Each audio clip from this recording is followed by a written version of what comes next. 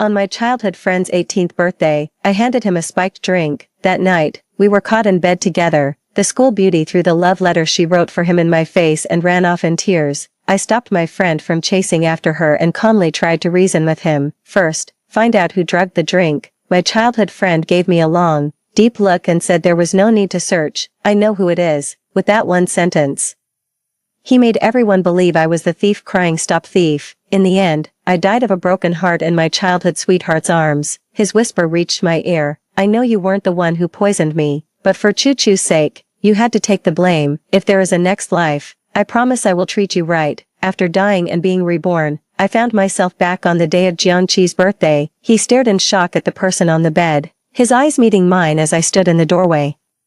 Jiangqi murmured, dazed, why isn't it you? 1. At 18, Jiangqi was a blend of youthful naivete and unbridled boldness. He blocked my path with a teasing smirk, snatching the scarf right out of my hands. It's my coming-of-age ceremony today. You're really not going to come? I nodded. I pulled the scarf back from his hand and carefully wrapped it around myself. The winter of my senior year was colder than I remembered. Jiangqi raised an eyebrow, playing hard to get with me. I was taken aback. Everyone was convinced I couldn't live without him. Jiangqi, most of all, Sang-sun, you're the one who didn't hold the coming-of-age ceremony. It's not like I refused to go. Making a scene won't get us anywhere. I fished out my bus card, turned around, and left. Oh, Jiangqi crossed her arms, letting out a bitter, incredulous laugh. I only get one coming-of-age ceremony in my life. Don't you dare regret missing it. I didn't say another word and walked straight towards the bus stop. I prayed to the heavens, begging to miss it for sure. A thought suddenly occurred to me. I stopped halfway. I fished a letter out from the inner pocket of my backpack. I turned and walked towards Jiangqi. He remained standing there, the desolation on his face completely gone. A mocking smile curled at the corner of Jiangqi's lips. Sang-sun, I won't agree to this. I threw the letter at his face in annoyance. The New Year's coming up. Why don't you go lay low at the halal restaurant for a bit? Here's the invitation you gave me. You won't have me bothering you tonight. That idiot can have his little heart-to-heart with Lin Chu. Then, too, Lin Chu is the campus belle. All because someone said to Jiangqi, you should find a girlfriend just like the campus belle. He started pursuing Lin Chu. On the night of Jiangqi's birthday party at the family villa, Lin Chu had also prepared a love letter, intending to confess to Jiangqi. But then she unexpectedly learned about my engagement to Jiangqi. Jiangqi and I were betrothed before we were even born. All our classmates at school knew that Jiangqi and I grew up together. Lin Chu was the only one who didn't know. When Jiangqi and I were cornered in the room, Lin Chu cried until she was nearly faint. Jiangqi quickly soothed her, wrapping his arms around her affectionately. Sang-sun is just staying at my house temporarily. What engagement? There's no such thing. She's the one clinging to me of her own accord. Lin Chu, her eyes brimming with tears, pushed Jiangqi away. She slammed the love letter she wrote to Jiangqi right in my face. Sang-sun, you're really something, aren't you? What a clever scheme. Fine, I'll step aside for you. You didn't have to humiliate me like this. With that, Lin Chu ran off in tears. If I had known, I wouldn't have stopped Jiangqi back then. Someone grabbed my arm, the sudden pain jolting me back to reality. The 18-year-old Jiangqi reached out to hold me back, saying something utterly baffling. Sang-sun, come here. I instinctively recoiled from his approach. Jiangqi's expression froze. Like a stubborn child, he stubbornly stretched out his arm and firmly grasped my wrist. He pulled me toward him. You're going today, and that's final. 3. Ignoring my struggles, Jiangqi threw me into the car. He then barked at the driver. Furious, drive, step on it. I sat in silence on the edge of the back seat, putting as much distance as possible between Jiangqi and myself. Even through my down jacket, my wrist and back throbbed with pain from the impact. Jiangqi let out a cold snort, as if infuriated by me. Sang-sun, we put a roof over your head, food on your table, and paid for your education. Is this the thanks we get? The car's heater was blasting, but it was no match for Jiangqi's simmering anger. Seeing that I remained silent, he nudged my shoe with his foot. I'm talking to you. Don't you dare hide from me again. I stared blankly at the stark black footprint on my white shoe. After my family went bankrupt, my parents died in an accident, leaving behind millions in debt. Before they passed, they entrusted me to the Jiang family. I heard my parents left some money, but then again, it seems they didn't. Everyone in the Jiang family says there isn't any. They even claim the Jiang family paid off my debts for me, insisting I should remember this kindness and repay it. So I've been treading very carefully ever since. All I could think about was growing up quickly, so I could repay everything I owed the Jiang family. Whenever someone at school teased me about being Jiangqi's child bride, I would solemnly clarify that it was just a casual remark made by the adults, but when those words reached Jiangqi's ears, he took it to mean I looked down on him. The first time Jiangqi caught me telling someone else that there was nothing between us. He seemed even angrier than he is today. He shoved me hard against the wall and demanded to know who I thought I was, daring to look down on him. He even asked if all the Jiang family's money had been wasted on a dog. After that, whenever someone called me a child bride, I simply pretended not to hear. My homework, test papers, and notes often went missing, but I just put up with it, tired of the girls' advances. Jiangqi unexpectedly found me to be a remarkably useful shield. Later on, the girls still flocked around Jiangqi. I was the one they always singled out, getting locked in the bathroom, having my bag thrown around, being ostracized. It was all just part of the routine. Jiangqi was perfectly content with that. He smashed the cake a girl had made for him and blamed me, saying I wouldn't let him have it. He tore up the girl's love letter and said I made him do it. He wouldn't drink the water a girl offered him, claiming it was to make me feel secure. Gradually, almost the entire school knew that Jiangqi had a fiancé who was extremely controlling and jealous. That was, until Lin Chu was headhunted by the school with a lucrative offer. Thanks to his outstanding academic achievements, Jiangqi was growing tired of my presence. The thought of it always brings a dull, aching pain to my heart. Now, just as he wished, all I want is to stay far away from him, so why is he suddenly having second thoughts? 4. The car was stuffy and sweltering. I let out an involuntary sigh. Suddenly, something hit me on the forehead. I wiped the sweat from the tip of my nose and caught the small packet of tissues Jiangqi tossed my way. I stared blankly at Jiangqi. He stood with his arms crossed, looking haughty. I only said a few words. What's there to cry about? After speaking, Jiangqi turned his head away, chin held high, to look out the window. I frowned, watching his profile. He's always like this, a slap on the wrist followed by a pat on the back. In my past life, because of the way he and Lin Chu played off each other, I was cast as the scheming woman who cried thief while being the thief herself, despised by everyone. Afterward, however, Jiangqi went against his usual character to defend me. He brought the matter up in public, not just once. He always seemed to mention it just when people were on the verge of forgetting. Jiangqi always says he knows I didn't do it, but no matter who asks who the real culprit is, his answer is always the same. Well, it certainly wasn't Sang Sun. His behavior is a textbook case of protesting too much. I tried every method I could think of to investigate, from asking the police for help to other avenues, but it was all to no avail. I became the designated fall guy, no question about it. The rumors grew more and more outlandish as they spread. Every kind of slander was hurled my way. Not long after, I was expelled from school. In private, I begged Jiangqi to tell me who that person really was, promising I wouldn't seek revenge. I just wanted to know. Jiangqi held me as I fell apart, his voice low and steady. Lin Chu is a good student, her family is poor, and she just had a momentary lapse in judgment.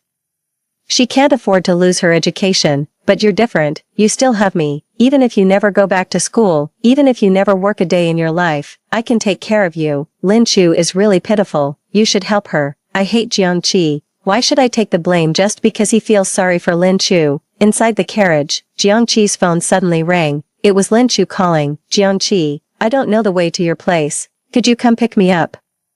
Lin Chu's voice was soft and delicate, the kind that instantly marked her as a fragile, delicate flower. Could someone like that really stoop to such despicable acts? Yet, in my past life when I was slandered, she never once spoke up in my defense, and she always acted as if she were the real victim. Lin Chu's call couldn't have come at a better time. The car that had just arrived at the villa gate decisively made a U-turn, then suddenly came to a stop. Jiangqi turned to look at me, his face full of impatience. What's wrong with you now? I'm getting off first. My stomach doesn't feel right. With that, I got out of the car and walked away without looking back. My period cramps are pretty bad today. It's the second day. In my past life, I pushed through the pain to celebrate Jiangqi's birthday. The pain was just unbearable, so I thought a sip of liquor might help warm me up. Thankfully, I only took one sip, and thankfully, I was on my period. Jiangqi and I didn't actually do anything that wrong. It's just that being caught in bed together, no matter how you spin it, looks bad. After my rebirth, I had planned to skip Jiangqi's birthday party, to avoid getting myself into a messy situation, but I have to go now. There's something I must do myself. 5. Evening. Jiangqi's birthday celebration has begun. I stood quietly in the corner of the hall, listening to Aunt Zhang's opening remarks. Even then, she already bore the weary pallor of illness. Yet Jiangqi remained completely unaware. He was eagerly anticipating the once-in-a-lifetime rite of passage that is the coming-of-age ceremony. I was also down in the audience chatting with my classmates. Stepping outside of my student identity, I realized that students are still easier to get along with, whether we knew each other or not. If we wanted to, we could always strike up a conversation. When I ran into someone talking about games, just mentioning De Chiao could keep the conversation going for 4 or 5 more sentences. The guy said, "When I play Ali, I love having De Chiao on my team. With a portal every few seconds, I can weave in and out of the enemy team like a pro." I chuckled and added, "I love De Chiao too. She's an instant pick if she's not banned. Time your circle perfectly in a team fight, then drop your ultimate. It's absolutely unstoppable." This was before De Chiao's rework. Her portal could send a whole team of 5 back to base. The guy was taken aback, as if he'd found a kindred spirit. "You play too? I'll carry you for a couple of games sometime." I nodded, the chatter of the girls reaching my ears. "Have you guys seen Descendants of the Sun? Song couple is just perfect together. I really hope they get together in real life." The girl clasped her hands together, her eyes sparkling with a bright, joyful smile. I reached out and righted the cup she had accidentally knocked over. I seamlessly picked up the conversation. "I heard they're really getting married. I'm totally rooting for them." The girl was taken aback, opening her mouth in a daze. "Do you like watching K-dramas too?" "Yeah, I also loved The Heirs and the Korean version of Princess Hours." One of the girls suddenly got excited and ran over to shake my hand. "Wow, you're the first person to say you love the Korean Princess Hours. I'm obsessed with that show too. Come on, hand over all your good show recommendations." Aunt John's opening remarks lasted only a few minutes. I was already deep in conversation with the girls, moving from K-dramas to Thai dramas, and the topics were getting progressively more risque. "Sang-sun, you're not as hard to approach as the rumors say." "Yeah, I think you're a pretty nice person, but your eyesight must be failing you." The girl who spoke was tapped on the shoulder, pouting. She muttered, "Exactly, look, Lin Chu is practically glued to Jiangqi over there, and she's still here shooting the breeze with us. Jiangqi is nowhere near as good as Tan Zhan, only Sang-sun is blind to that. If you all hadn't insisted I come, I wouldn't be here." Tan Zhan, that's a name I haven't heard in ages. He just stopped coming to school suddenly in the 2nd semester of our senior year. When I heard of his passing, I couldn't help but think that heaven envies true talent. Although I wasn't close with Tan Zhan, but Jiangqi truly doesn't measure up to him. I followed the girl's line of sight. Jiangqi was surrounded by a group of his close buddies, yet, the ones who really stood out in the crowd were Lin Chu and Jiangqi. They huddled together, their eyes crinkling with laughter, deep in some unknown conversation. Within a few minutes, I'd managed to introduce myself to almost everyone there, except for the few people around Jiangqi and Lin Chu. I looked back at the stage where Aunt Jiang was giving her closing remarks. Perhaps Lin Chu, with her impeccable background and modest upbringing, was the daughter-in-law she truly favored. I didn't say anything more to the other girls, forcing a smile. I walked away from the crowd. In my past life, I was far too introverted. Having been bullied, I was afraid everyone was a bad person. For all 3 years of high school, there were classmates I never even spoke a single word to. No wonder they were so quick to believe the rumors. You really have to spend time with someone to get to know them. I slowly made my way off the stage. The girls' murmurs of sympathy for me gradually faded from my hearing. 6. After Uncle Jiang passed away by suicide a few years ago, the Jiang family has been run by Aunt Jiang alone. She has visibly aged a great deal, barely in her 40s.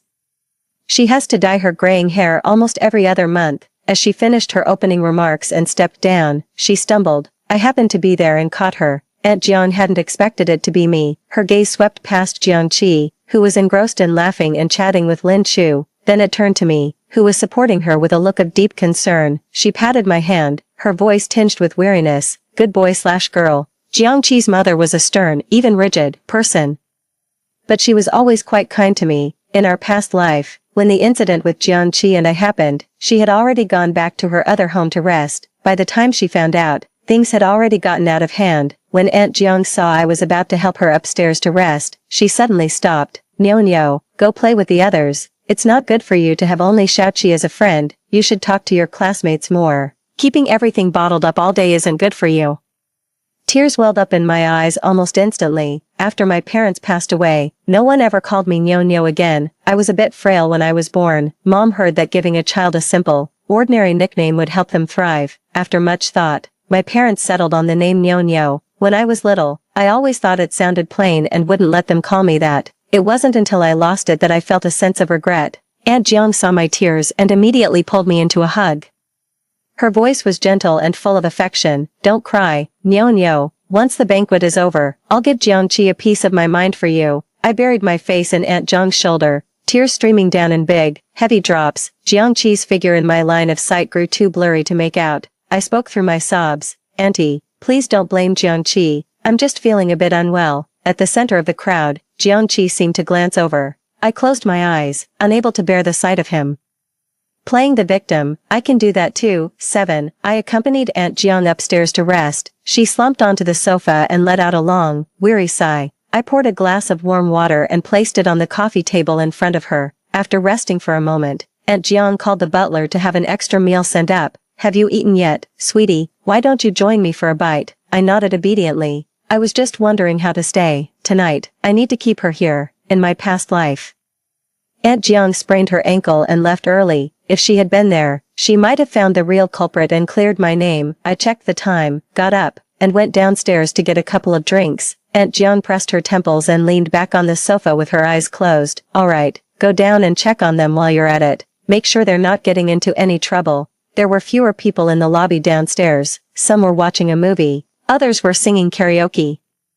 And there were some playing games in the esports room, but Lin Chu and Jiangqi were nowhere to be seen. I casually asked a couple of classmates, and they both said they hadn't seen them. I nodded, took my game console out of the drawer, and handed it to a girl who was sitting there fidgeting with her hands. "This one's fun too. Here, try this." The girl was startled, seemingly shocked by my sudden appearance. She didn't take the game console I offered. Instead, she shoved me aside and plopped herself down in the seat by the door. I turned to look at her, but the console was suddenly snatched from my hand. It was a male classmate I didn't recognize. He seemed to be the guy who dropped out not long ago, with a head of bleached hair. He gave me a sleazy whistle. Well, look who's here." Didn't know the top student, sang, was into this kind of thing. I furrowed my brow and took a step back. The guy with the dyed hair blew out a puff of smoke. "Didn't Brother Jiang go up to find you? What are you doing down here?" I shot back. "How did you know he came to see me?" Blondie kept his head down, focused on his game, and said nothing. It was a good while later before he spared a moment to reply. "Just a guess." I was still trying to fish for more information from him. A sudden scream came from upstairs, followed by the sharp, clear sound of shattering porcelain. I turned and headed upstairs. The door to Jiangqi's bedroom was slightly ajar. Lin Chu lay weakly by the doorway, clutching a broken piece of porcelain. Her hand trembled as she used it to cut herself, fighting to stay conscious. "Jiangqi has gone mad. I feel terrible. Please, help me." Lin Chu looked completely out of sorts. His mind seemed muddled and confused. The classmates who rushed over at the sound gasped in unison, their breath catching in their throats. No one had ever expected something like this to happen. While calling for an ambulance, I quickly cleared away the shattered porcelain scattered across the floor to prevent anyone else from getting hurt. Lin Chu sensed my approach and grabbed my calf in an instant. Thick, sticky bloodstains soaked the cuff of my trousers. When I looked up again, my eyes met Jiangqi's from the bed. His face flushed. He looked at Lin Chu climbing down from the bed, then his gaze shifted to me standing in the doorway. He stared blankly and spoke. "Why wasn't it you?" Ignoring Jiangqi, I called over another girl, and together we helped Lin Chu to the guest room. Just as we lifted Lin Chu, the angry voice of Aunt Jiang came from behind us. "Butler, go and check the surveillance footage from tonight." Sang Sun, He said. "Why wasn't it you? What did he mean by that? What did you do?" I instinctively bit the tip of my tongue. Aunt Jiang finally made her move. 8. It's laughable, really. The place I've lived in for 10 years has always been under surveillance, yet the little home Jiangqi shared with his mother was warm and cozy. The surveillance footage from my past life held no clues. I wonder if things are different now. Auntie Jiang called out to me. Her face was etched with barely contained anger. Sang Sun, Auntie doesn't like children who lie. Aunt Jiang's scrutinizing gaze was icy and piercing. After saying that, she remembered I hadn't left her side all night, and so she changed tack. Nyo, did you call for Dr. Lu? I shook my head. Aunt Jiang frowned almost imperceptibly, as if she thought I was incompetent. I thought an ambulance would be faster than a private doctor. But it seems Aunt Jiang was more concerned with the private doctor's discretion. An hour and a half later, Dr. Lu finally arrived. After the injection was administered, Lin Chu and Jiangqi showed a noticeable improvement in their condition. To everyone's surprise, the moment Jiangqi opened his mouth, he uttered that all too familiar line again. He said, "Mom, don't bother looking into it, I know who did it. Jiangqi's familiar tone made my breath catch in my throat. Jiangqi still looked really unwell. He stood for a moment, then slumped weakly against the sofa, drenched in sweat. In an instant, everyone in the guest room turned their gaze toward Jiangqi, waiting for him to reveal who that person really was. Jiangqi looked at me and began to speak slowly. Sang Sun, 9, I froze. He was trying to smear me again, blinded by rage. I slapped Jiangqi across the face. If you can't speak properly, then shut up. I was with Aunt Jiang the entire night. I never went downstairs. Why don't you admit you brought this on yourself? Only then did Jiangqi realize he had said the wrong thing. That's not what I meant. I never said it was you. Jiangqi leaned close to my ear and whispered. Chu just acted on impulse. I could only feel the bitter irony of it all. In my past life, a single sentence from Jiangqi ruined my entire existence. He stood by and watched coldly as I was expelled from school, shunned by everyone, and developed a mental illness. I was taking more pills than meals. My hair was falling out in clumps. Yet he never once spoke up for me. I let out a derisive snort. Without any warning, I slapped Jiangqi across the face again. Then what are you trying to say? Do you even know how to speak like a normal person? If not, why don't you put on a brown shirt and go flush yourself down the toilet? If this really was Lin Chu's self-inflicted injury scheme, would the perpetrator really hurt themselves to this extent? I don't have much faith in Jiangqi's pea-sized brain. 10. I threw myself into Aunt Zhang's arms, sobbing uncontrollably as if I had suffered the greatest injustice. Auntie, Jiangqi is picking on me again. I didn't do anything wrong. And he just started slinging mud at me for no reason. Aunt Jiang reached out and patted me, whispering in my ear, all right, you've had your say and you've let it out. I'm here now, so don't cry. With that, she walked over to Lin Chu, who was half sitting on the bed. Lin, could you tell me why you followed Jiangqi into the bedroom without anyone knowing? Lin Chu's pale face twitched, her eyelashes fluttering. Instead of answering Aunt Jiang, she glared at me as if I were an enemy. With tears welling in her eyes, Lin Chu spoke in a sorrowful voice, Sang Sun, I know you can't stand seeing me and Jiangqi get along, but you didn't have to scheme against me like this. We're both women. How can you be so vicious? Lin Chu grew more and more upset as she spoke, her gaze sharp enough to flay me alive. She turned to look at Aunt Jiang with red-rimmed eyes, her tears utterly genuine. Auntie, I really don't know what happened. I wasn't feeling well at the time. I only remember someone saying Sang Sun was looking for me and told me to go to the second floor. I only found out tonight that Sang Sun and Achi are engaged, but Achi and I are just friends. As for Sang Sun, I cut off Lin Chu's tearful explanation. He took a piece of paper from his pocket. Lin Chu, open your eyes and look at this statement. Everyone here saw how intimate you and Jiangqi were tonight. I know my position is awkward, which is why I asked Auntie to help draft this statement. The document laid out in black and white before Lin Chu was crystal clear. I was merely a guest at the Jiang residence, and there was no engagement between Jiangqi and me. My intention was to use this to sever ties with the Jiang family, but Aunt Jiang insisted on making amends, and so, in name, I became their adopted daughter. Jiangqi reached out to snatch the statement, but Aunt Jiang stopped him. Lin, I've watched Sun grow up since she was a child. She's not the despicable person you're making her out to be. Ever since you came into the picture, even though her feelings for Shachi run deep, she's kept them all bottled up inside. She was even afraid her very presence would embarrass you. She begged me all night to step forward and make this statement on her behalf. A look of stunned disbelief flashed across Lin Chu's face. The students who had gathered around also spoke up in my defense. Sang Sun is a good person. She doesn't seem like the type to do something like this. Exactly, Lin Chu. You were the one begging Sang Sun to save you. How can you turn around and deny it now? Lin Chu's mouth opened and closed, repeating over and over that she didn't know. I don't know. I really don't know. I just felt unwell and wanted to rest.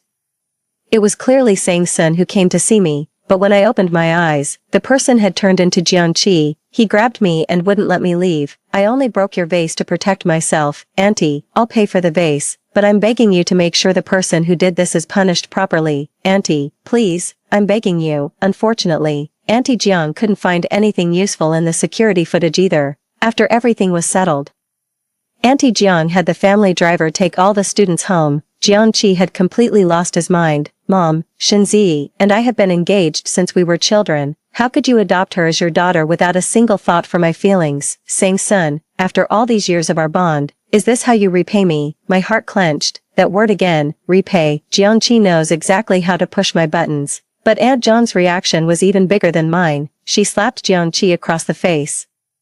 And how did you repay me? I gave you the moon when you asked for the stars. I poured my heart and soul out for you, and you, so a new transfer student has you completely spellbound. And now you have the nerve to talk back to me. You don't get to call the shots in this house. 11. After Jiangqi's birthday party, I moved out of the Jiang family home. I rented a place near the school. Not being able to finish my education in my past life is a lifelong regret.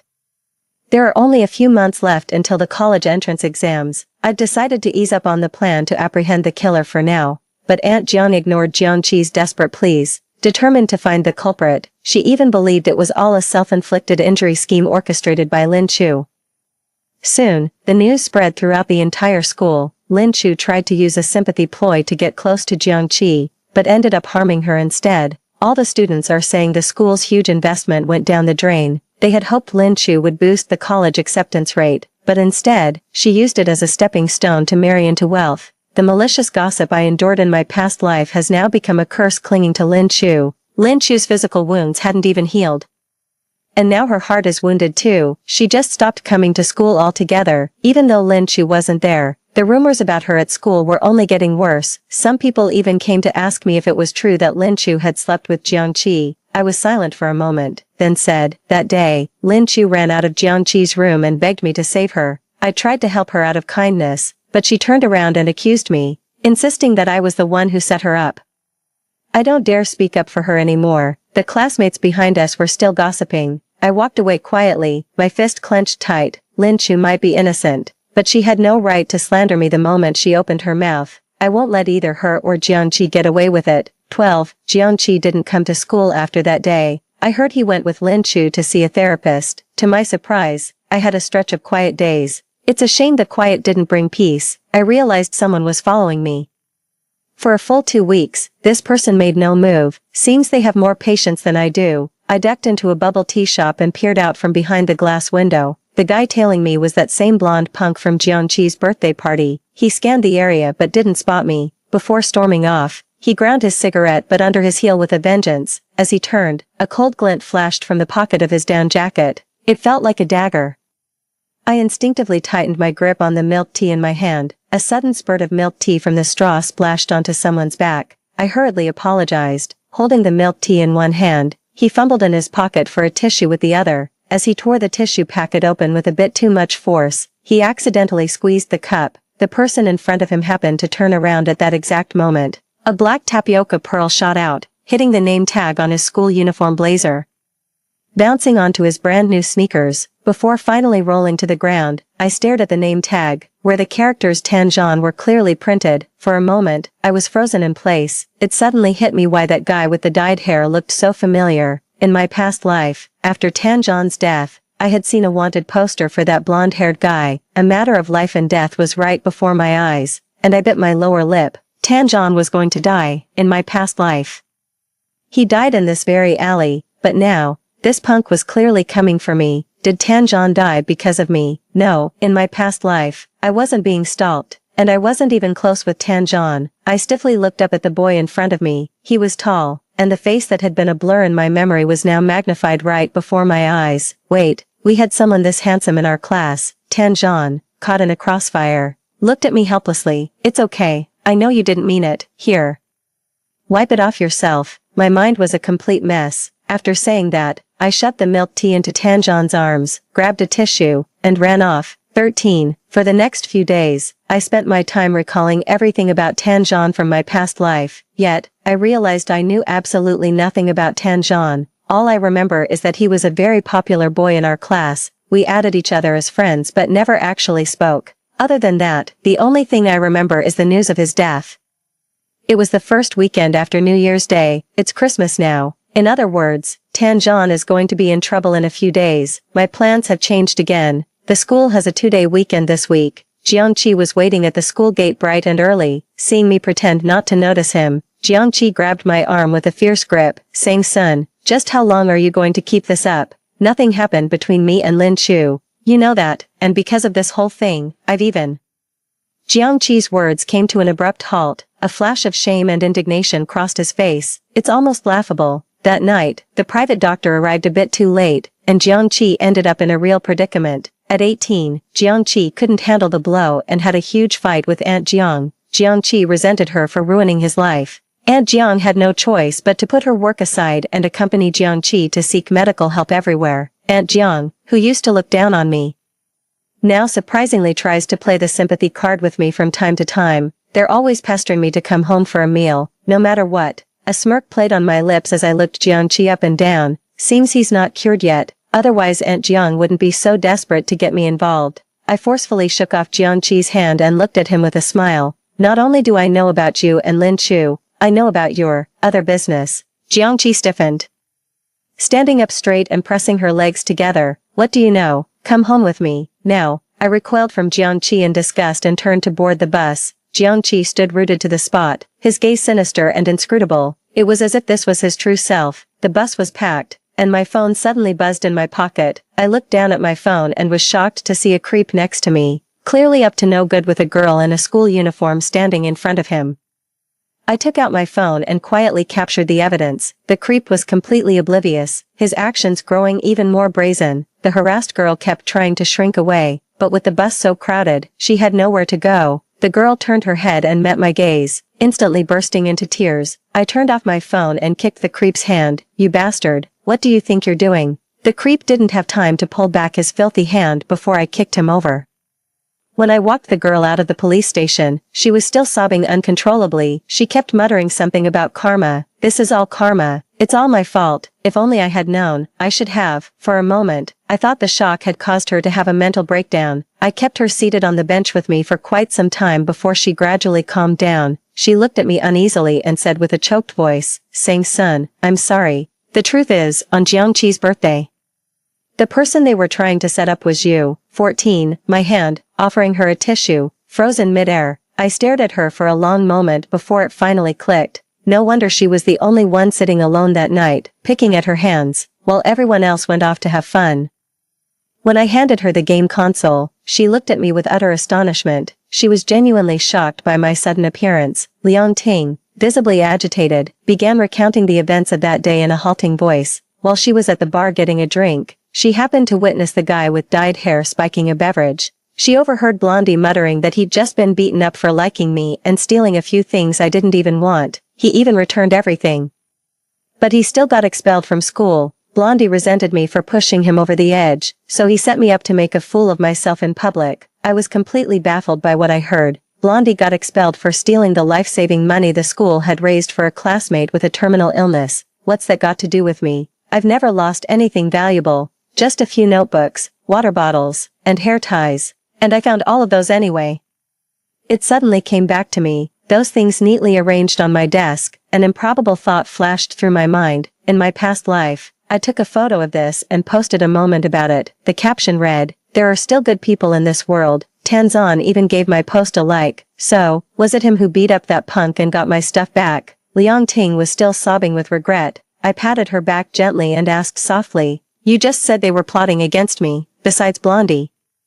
Who else is they?" Liang Ting froze. She slowly looked up, hesitating, unsure how to begin. I gave her a knowing smile. "All right, I get it." 15. I was waiting by the roadside with Liang Ting for her mom to pick us up. We were drinking the same kind of bubble tea. Somehow, the conversation turned to Lin Chu. Liang Ting sniffled, sounding somewhat relieved. "It's a good thing it was Lin Chu who got into trouble that day. If it had been you, I'd be racked with guilt." I raised an eyebrow. Looking at her in confusion, Liang Ting pursed her lips. Lin Chu heard it too. Who knows what she was thinking? Maybe she got halfway into bed and had second thoughts. She's always like that anyway, always playing the victim in the end. I'd been burned by her a few times, so you'd better watch out. I nodded and watched Liang Ting walk away. Silently, she added Lin Chu's name to her list of vengeance. After that day, Liang Ting stopped taking the bus, relying instead on her parents to take turns driving her. I still took the same bus at the same time. I chose a window seat near the back. A layer of fog formed on the window, and a similar haze settled over my thoughts. My mind was a whirl of thoughts as my fingers absently traced patterns on the glass. My eyes drifted out of focus, then sharpened again. The announcement for the next station sounded, and the lurch of the brake snapped me back to the present, on the fogged-up glass. I had unconsciously written Tan Zhan's name. The auntie in the front seat saw it, turned around, and teased me. "Sweetie, is that someone you like?" I shook my head and frantically wiped away the writing, only to find Tan Zhan's calm eyes looking back at me from the other side of the now clear glass. The only empty seat left on the bus was the one next to me. I picked up the backpack on it, held it in my arms, and gave him an awkward smile. So, rich people take the bus too, huh? Tanjan gave a slight nod in acknowledgement. He sat ramrod straight, his serious and unsmiling demeanor giving off a somewhat aloof vibe. I let out a quiet sigh to myself. In class, he was a sunny, smiling sports prodigy, but around strangers, he turned into an icy, unapproachable fortress. Tanjan stared fixedly ahead, and I stole glances at him, unable to tear my eyes away. Such long eyelashes, such a high nose, and such a lovely mouth, not a single pore in sight. How cruel fate can be. To take someone like that so suddenly, I got a little carried away, and Tanjan caught me staring. Tanjan tilted his head slightly, his voice still carrying that indelible youthful spirit. Do you want my WeChat? Huh, I have your QQ. If you give me your WeChat, what will you use? Tanjan fell silent, his gaze fixed on me. He blinked, as if trying to extinguish the fire burning at the tips of his ears. After being reborn, I ran into Tanjan twice. The first time, I spilled milk tea on him. This time, I was caught red-handed secretly writing his name on a window. No wonder he got the wrong idea. Noticing his awkwardness, I nudged him playfully with my elbow and grinned. Just kidding, you're being way too serious. Not at all like you are in class. Here, let me scan you. Tanjan silently placed his phone in front of me. With a soft ding, I slowly looked up and hesitantly began to speak. Tanjan, how much does it cost to add your WeChat? The flush from the boy's ears instantly spread across his cheeks. He looked down at the payment QR code and gave a light cough. Double the cashback, instant transfer. I chuckled. You're more interesting than I thought. Let me enter my number. Mind if I use your phone? Tanjan shook his head. As soon as he accepted my friend request, I sent him a message. Tanjan, did you know someone is following you? The boy's slightly flushed face instantly turned cold. 16, what a coincidence.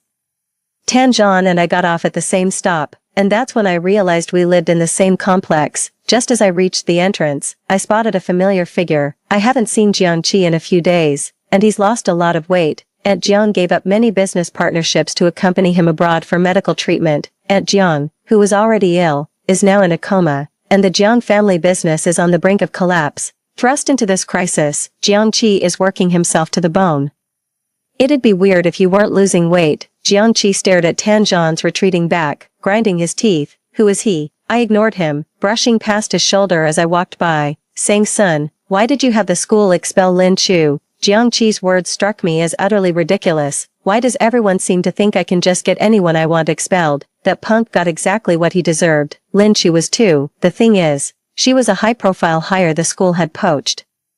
Before they could fire her, the administration called me in for a talk. The principal asked me what exactly happened that day. I just told the truth, and also mentioned some of Auntie Zhang's suspicions. Not only was Lin Chu expelled from the school, following the same path I took in my previous life, she also had to repay the hefty sum the school spent to recruit her. If only she hadn't immediately tried to frame me. If she had just told the truth, I could have let her off the hook.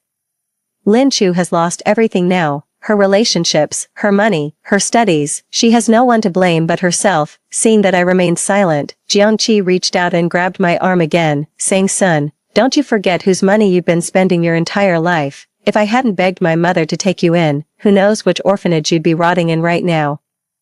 I stopped in my tracks, turning to cast a cold glance at Jiangqi. It's you who's forgotten, Jiangqi. Don't you know how your family rose to prominence? 10 years ago, when my family went bankrupt overnight, the Jiang family not only took me in but willingly helped me settle the debts. That was 7 million from 10 years ago. Who could just pay it back on a whim? Jiangqi, tell me, why is this happening? A look of confusion flickered across the face of the 18-year-old Jiangqi. Since he was a child, he had believed the Jiang family was his savior. He thought he had to obey their every word, like a plaything, bound to their side forever. I stepped closer to Jiangqi and jabbed my finger hard into his chest. Jiangqi, it's because your mother killed my parents. She made too much money from it, and her conscience couldn't take it. Let me ask you something else.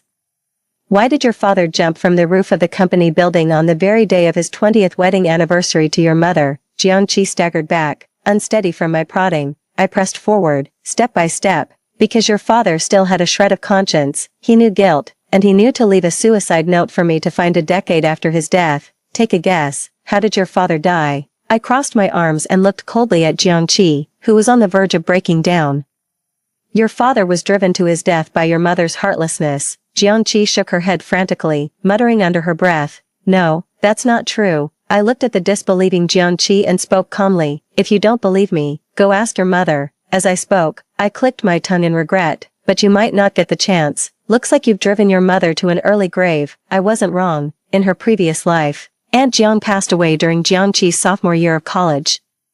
Back then, Jiangqi was living a wild and decadent life, completely indifferent to the family business. In this life, it was because of Jiangqi's defiance and Uncle Zhang's letter, filled with resentment. I'm so angry I could die. I've been waiting for this day. My original plan was to lie low by Aunt Zhang's side and strike the fatal blow when she was at her most vulnerable. Aunt Jiang dedicated her life to the Jiang family, scheming and doing terrible things, only to be despised by the very person who shared her bed. He hated her so much that he chose to jump to his death on their wedding anniversary. She had pinned all her hopes on Jiangqi, yet, Jiangqi became the final straw that broke her. I never thought this day would come so soon. Jiangqi looked at me, utterly lost, like a child who couldn't find his way home. I reached out and patted his shoulder, whispering in his ear, "Don't be afraid. You're the next one who's going to die." 17. In my past life, I accidentally discovered the suicide note left by Uncle Jiang. After learning the truth, all I wanted was revenge on everyone. Unfortunately, of all the people involved back then, only Jiangqi and I are still alive. So, when Jiangqi invited me again to go backcountry skiing with him, I agreed. I even thoughtfully suggested he bring Lin Chu along. Jiangqi was thrilled at the chance to show off his skills in front of Lin Chu, and Lin Chu certainly didn't let me down. With one slip, he plummeted over the cliff's edge. Seeing this, Jiangqi abandoned Lin Chu and made a run for it. I pretended to slip and fall, dragging him down with me. Before he died, he held me and said he knew I wasn't the one who did it all those years ago. He also promised to treat me right in our next life. Just thinking about it makes me laugh uncontrollably. Only Jiangqi could come up with such a load of nonsense. After my rebirth, my plans have been progressing steadily. Except for the sudden appearance of Tanzhan, I can't quite figure out his attitude, and it's not appropriate to ask him directly if he died because of me. That's why I asked him if he knew someone was following him. On the bus that day, Tanzhan's face was frighteningly cold. He turned off his phone screen, looked at me, and said, "I know, don't be afraid, he's after me." After that, Tanzhan and I would occasionally check in on WeChat to see how Ginger was doing. We'd remind each other to stay safe and be careful. Other than that, most of our chats were about video games. Tanzhan, I fed the stray cats in the complex today. You can take care of them tomorrow. Me, okay. Tanzhan, wanna play? Me, let's play this weekend. Tanzhan, okay. As soon as the weekend arrived, I finished my homework and pulled out my phone. Tanzhan, let's queue up for a match. After Jiangqi's birthday party, I added a lot of my classmates as friends.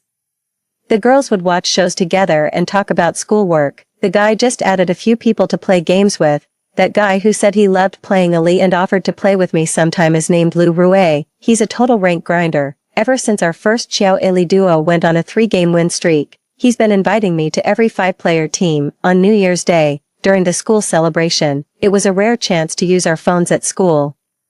Lu Rue asked me early on to join a 5-player ranked match later. The class monitor brought in Tanzhan, said to be a jungle king, and there was also a girl who plays mid lane. I continued playing De Qiao. The class monitor held the side lane under pressure, and Tanzhan picked Sun Tzu as a blue-collar jungler. With Tanzhan carrying the game, Lu Rue's marksman lost his focus, saying, "Sun, next game you should just stick with the jungler. I'll play safe under the tower." "Alright, be careful then."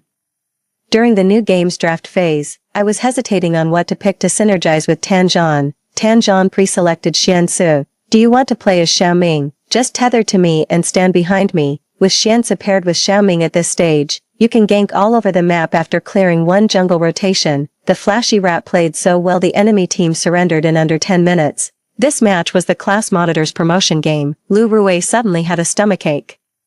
He shoved his phone into the hands of the classmate next to him and bolted for the bathroom. Tanzhan glanced at the class monitor and said he could play the marksman role. With Sang Sun here, I'm not likely to die easily. As long as the jungler knows how to farm the jungle, we can win. After the New Year's party, Tanzhan and I were waiting for the bus at the school gate. I asked him, "Aren't you afraid that guy with the dyed hair is following you because he wants to hurt you?" Tanzhan put his hands in his pockets, looked at the stream of traffic in front of him, and shook his head. "Don't be afraid, it comes for us all. One day, a lump caught in my throat, but don't you know, after New Year's, you really will die. 18. Drawing on memories from my past life, I managed to extract a lot of clues from that punk on Jiangqi's birthday night. Neither Lin Chu nor the punk was the mastermind, but Lin Chu indulged the punk, wanting to make a fool of me, and the mastermind behind it all was the 18-year-old Jiangqi. He resented that the older I grew, the less I listened to him. He decided to teach me a lesson on his 18th birthday. He treated me as his coming-of-age gift. That's why, after the incident, he kept insisting with absolute certainty that he knew who the killer was. And he kept insinuating that I was the one taking the fall for Lin Chu. From start to finish, he kept himself well hidden, but in this life, before I could even make a move, he had already missed the critical treatment window and was left a cripple. But the punishment he received still wasn't enough, so, on New Year's Day, I went to the hospital under the pretense of visiting Aunt Jiang, and that's where I saw Jiangqi. He acted as if nothing had happened. Still playing the victim of Lin Chu's schemes, he shifted all the blame onto others. I pretended to believe him and joined him in condemning Lin Chu. Then, while he was distracted, I secretly used his phone to send a text to Blondie, posing as Jiangqi. I arranged to meet Blondie on Friday. If someone had to die that day, I hoped it would be Jiangqi. I also threatened Blondie that if he didn't show up, Jiangqi would send an anonymous letter to the police station. It contained not only evidence of Blondie drugging him at his birthday party, but also proof of Blondie's marijuana smuggling. While Jiangqi stepped out to get water, I sent the text and immediately deleted it. That night, I waited on Blondie's usual route, hiding at a corner with no surveillance, ready to knock him out with a single blow. Then, I would use Blondie's phone to send a threatening message to Jiangqi. But when I swung my club, not only did I fail to knock the blonde guy out, he almost recognized me. Luckily, I was quick on the draw and grabbed a handful of dirt from the ground to throw in his face. While he was off guard, I whacked him several good times with the club. That'll teach you to steal from me. That's what you get for trying to trick me. 19. That weekend, I dragged Tan Zhan to the veterinary clinic bright and early. I've made an arrangement with the vet here. All the stray cats from the neighborhood will be brought in for neutering. I'll cover all the costs.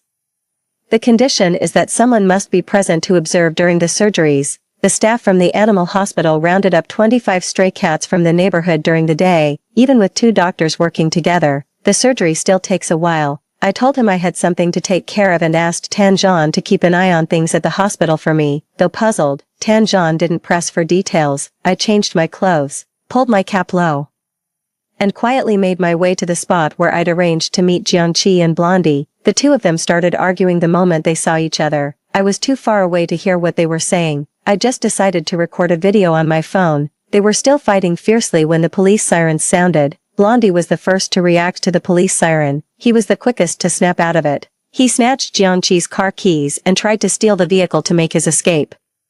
Jiangqi tried to run too, but he was too weak. Blondie kicked him to the ground with a single blow. Just as the police cars arrived, my phone screen captured the moment the guy with the bleached hair drove his car into Jiangqi, sending him flying before ruthlessly running him over. Ultimately, speeding out of control, the car slammed head-on into a wall, and a towering burst of sparks erupted instantly. They perished together. The video I was recording suddenly paused. A call was coming in. Hello.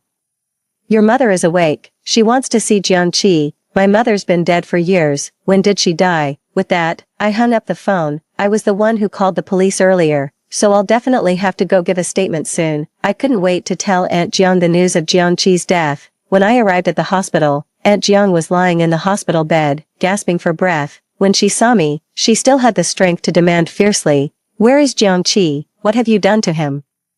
I was the one who did it to your parents, but Jiangqi is innocent. Aunt Jiang saw that I remained unmoved, just watching her with a smile. She began to panic, struggling to sit up as she pleaded with me. "Nyo, you and Jiangqi grew up together. Auntie is begging you. Please let him go." "All right, just agree to my terms, and I'll return all of your family's assets to you immediately." No, I'll give you everything, not just yours, but the Jiang family's assets too. I'm begging you. Your uncle and I only have He, our one and only child. I did it all back then. Your uncle hated me for it. He left me all alone. I've already paid the price. What more do you want from me? I watched as she laughed through her tears. I want you dead. The Jiang family's fortune, my family's fortune. Once you're gone, it will all be mine. You were the one who caused my parents' death, and yet I was completely deceived by you, feeling nothing but genuine gratitude towards you. In the Jiang family, I was always walking on eggshells. terrified of spending even a single cent of your family's money. And what was the result? You people are the real wolves in sheep's clothing, utterly heartless and ungrateful. My parents trusted you so completely, and you not only betrayed them, but also forged debts that led to their tragic deaths. You truly deserve retribution, but all of that is not enough. Didn't you want to see Jiangqi? Look.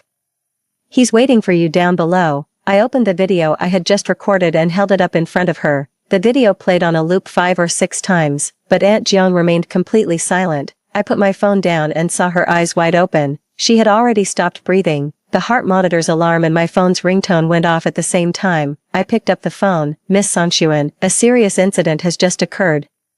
You are a witness and need to come to the police station to give a statement. Final chapter. By the time I left the police station, it was already getting late, and I felt utterly exhausted. All I want is a good night's sleep. Snowflakes are falling from the sky. It feels like I'm back at my parents' funeral, a winter colder than this. I knelt alone before the altar, letting the snow soak through my clothes. Without parents, who would care about the life or death of a child, exhausted?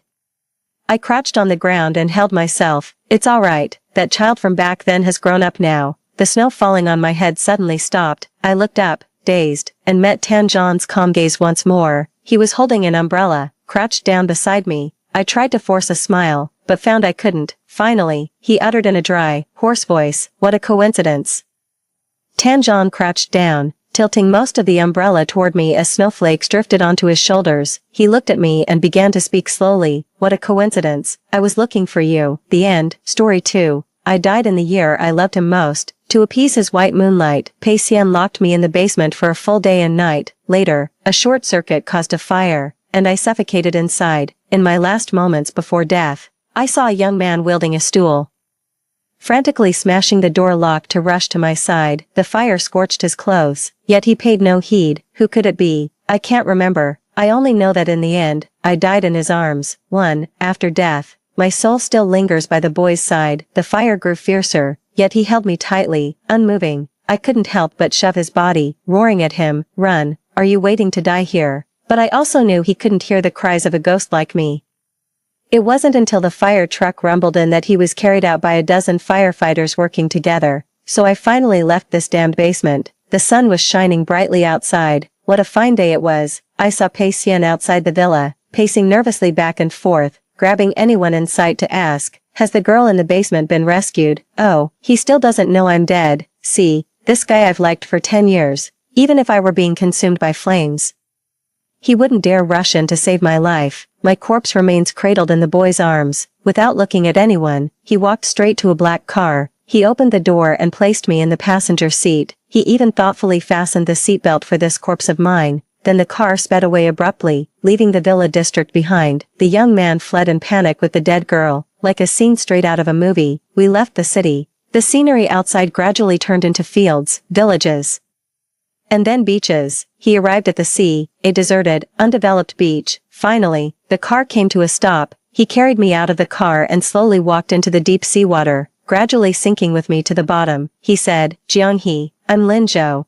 Do you still remember me?" 2. You're not about to confess your feelings, are you? Confess, confess. I opened my eyes to find myself standing in a high school classroom, surrounded by classmates aged 17 or 18. A girl pushed me. "Jianghe, is that a love letter you're clutching in your hand?" A dry piece of letter paper was crumpled and deformed in my hand, with neat handwriting on the envelope. To Pei Xian. I traveled back in time to the day I confessed my feelings to Pei Xian in high school. It's Friday afternoon, nearing the end of the school day. In 5 minutes, Pei Xian will walk into the classroom. I handed this love letter to him in front of everyone. What did he say back then? Oh, he said, "Sorry, I don't want to be in a relationship right now." No, I shook my head. "You got it wrong." At that moment, Pei Xian walked in through the classroom door. Someone shouted at him, "Pei Xian, Jianghe has something to tell you." The tone was clearly one of looking for amusement. I tore the letter in half down the middle and calmly said, "Nothing's wrong. Everyone's just joking."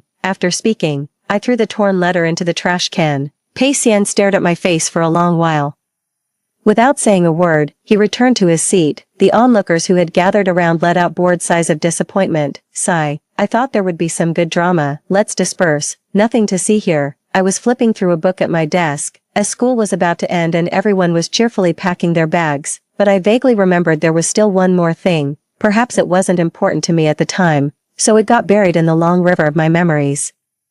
Until the homeroom teacher walked in, and I suddenly snapped back to reality. It's him. 3. The students immediately stirred and whispered complaints when they saw the homeroom teacher enter. Wow, what time is it already? It's almost dismissal time. The homeroom teacher frowned. Our school is a private middle school, considered elite education for the privileged. The students here are all from wealthy or influential families, making many of them difficult for him to manage.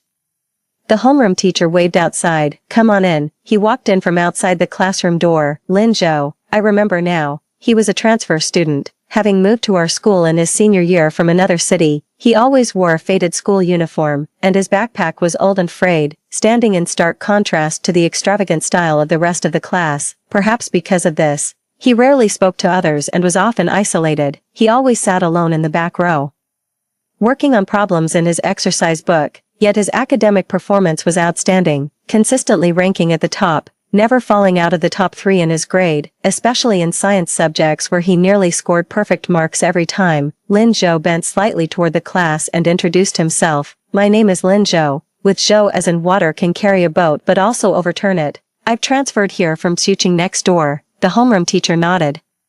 Pointing to a seat at the back, he said, go sit there. So Lin Zhou walked across the entire classroom step by step with his backpack and sat behind me. He slowly took out his textbooks and neatly arranged them on the desk, somewhat uneasy, somewhat bewildered, but it's okay. At 17, we still have time, still have the chance to start over. 4. After the homeroom teacher left, the classroom became noisy again. Everyone turned their heads, looking at Lin Zhou with curiosity.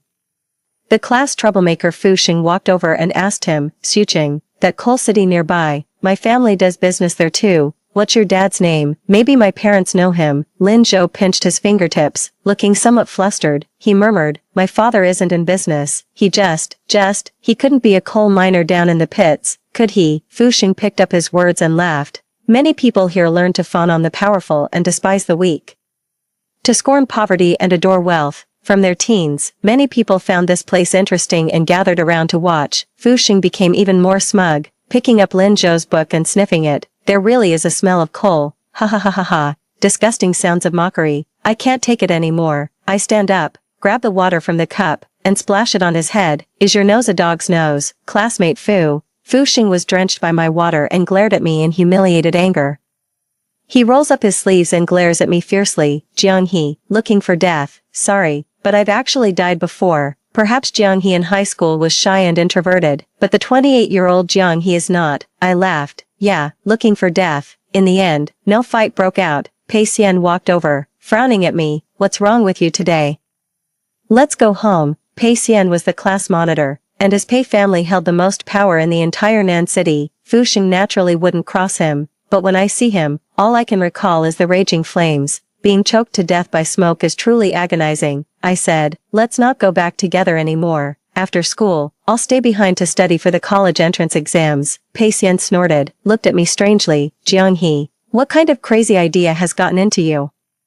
The kind of crazy where I don't want to see you anymore. I pointed at the classroom door. Can you stop disturbing my studies? Class monitor. The class beauty He Shermeng from next door is still waiting for you at the door. 5. Pei Xian. He Shermeng and I have been childhood friends who grew up together. Our parents had business dealings and often socialized with each other. I used to think Pei Xian treated me very well. He would call me little He sister. In reality, he truly only saw me as a younger sister. The one he has always liked is He Shermeng. He Shermeng stood at the door, waving at us. Brother Pei, what are you talking about with Jianghe? Are you two coming or not? Pei Xian glanced at me again, tapped my desk with his index finger. If you really can't grasp physics, I can tutor you on weekends. Then picked up the school bag and walked towards He Shermeng. Percent. Finally, only Lin Zhou and I remained in the classroom. Percent. The classroom wall clock ticked away with a steady sound. Percent. Behind me was the rustling sound of Lin Zhou's pen writing on scratch paper. My impression of him has always been that of a serious and diligent top student. But, Lin Zhou, what do I look like in your eyes? I turned around, resting my hand on the back of the chair, carefully examining him. His brows, eyes, and the corners of his mouth gradually merged with the image of the man who had held me in the sea of flames. He said, Jianghe. I'm Lin Zhou. Do you still remember me? Perhaps I was staring too intently. As Lin Zhou noticed something amiss, he looked up at me strangely, raised his hand to touch his chin, and cautiously asked, "Is there something on my face?" I shook my head and hurriedly said, "No, no, how embarrassing." To break the awkward atmosphere, I randomly pulled out a set of physics exercises from the desk compartment, flipped to a page, and placed it in front of Lin Zhou. "Could you help me with this problem?" Seeing the question, Lin Zhou instantly felt relieved. He glanced over it and said, this problem isn't actually that difficult. I can't even do simple problems. My physics is super weak, the kind that seriously drags down my grades in every exam." He took out a scratch paper and swiftly wrote down 2 formulas. "It's like this, and then this." Then he asked me, "Do you understand now?" I let out a long "oh" sound. He smiled and said, "How about I help you build the foundation?"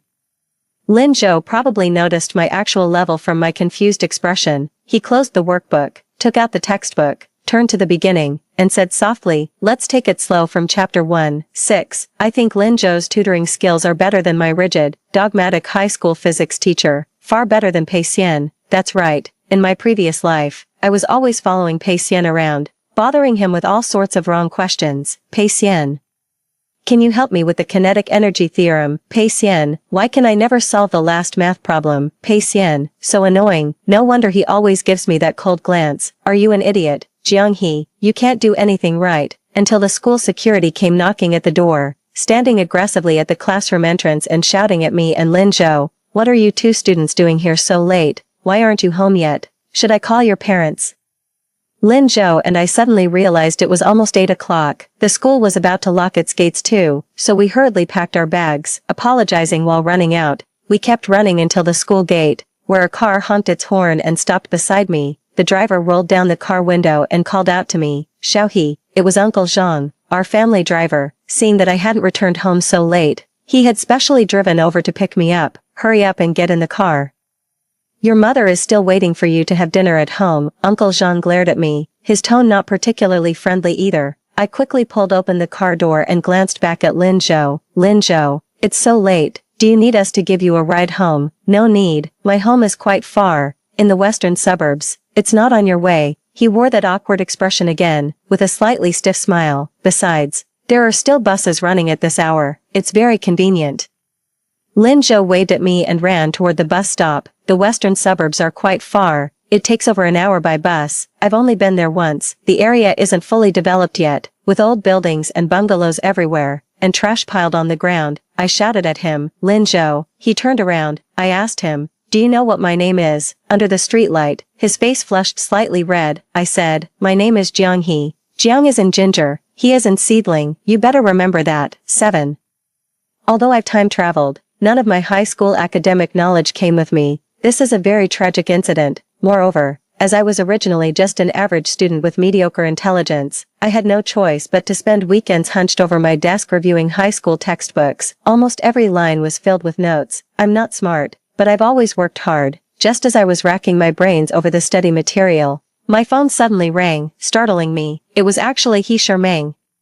She sent me a photo on WeChat, the library study room, a few books, and 2 cups of milk tea on the table. She made a pained expression. "Xiaohe, Brother Pei came to study on the weekend, and I'm not even an academic student. It's so boring. Are you coming?" He Shermang is a dance student. Pei Xian is really something. I never realized his thought process was so unusual. Arranging a date at the library. I replied briefly with 2 words, "Not going." She stopped replying. I kept reading. As I read on, my mind became tangled like a ball of paste. I really missed that afternoon when Lin Zhou explained the problems to me, so clear and helpful. I opened my phone, downloaded the recently updated contact list from the class group chat, found Lin Zhou's phone number, and dialed it. He answered quickly. I said, "Classmate Lin, Jianghe." He asked hesitantly. I smiled and said, "I was doing some problems and thought of you. Hope I'm not disturbing you." We talked about many things.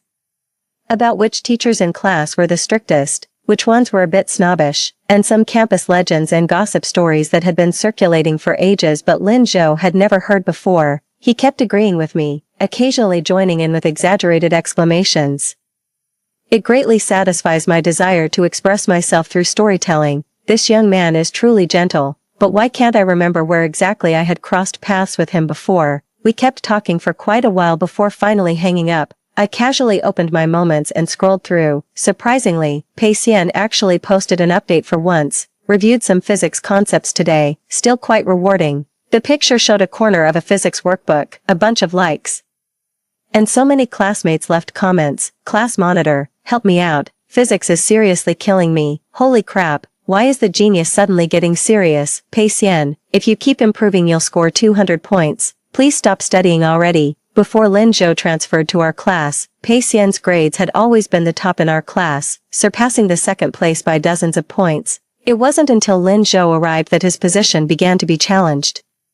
The two of them had nearly identical exam scores. They took turns securing the first and second places in tests. Other classmates always hoped to witness the intense rivalry between the two top students, a tense showdown, but unfortunately, from what I recall, Pei Xian and Lin Zhou might not have exchanged more than 10 sentences. The two of them could hardly be considered familiar with each other. 8. Having disturbed Lin Zhou for so long, I actually felt quite embarrassed about it, so that evening, I rummaged through the kitchen for some ingredients, baked a box of cookies, and prepared to give them to Lin Zhou as a gift. I used to tinker with these little gadgets all the time, and I'd even bring the cookies and cakes I experimented with to Pei Xian for taste testing. But in my previous life, when I once went to his company office, I accidentally saw the cookies I gave him in his drawer. He only ate one piece. The rest were untouched, some even moldy.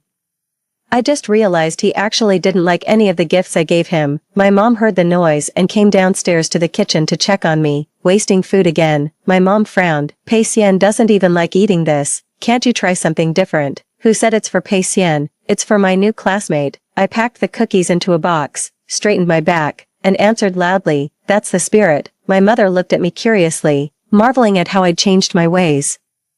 During break the next day, I turned around and placed the cookies on Lin Zhou's desk. He carefully opened the box, and his eyes instantly lit up, surprised, happy, and a little at a loss. He said, classmate Jiang He, you're the first person to make cookies for me. It feels so good to have your efforts recognized by others. Just as Pei Xian walked out of the teacher's office, carrying a stack of test papers, he happened to pass by our row, suddenly stopped in his tracks, glanced at us, and inexplicably said, did you make these cookies? Huh, this guy appeared out of nowhere, startling both me and Lin Zhou. Pei Xian stared at the box of cookies for a long moment, then said strangely, Jiang He, you once said you wouldn't casually give away food you made yourself. I scratched my head. When I pursued Pei Xian in high school, I think I really did say that. Pei Xian, no one but you will ever get to taste the desserts made by my own hands. Jiang He, how love-struck I was.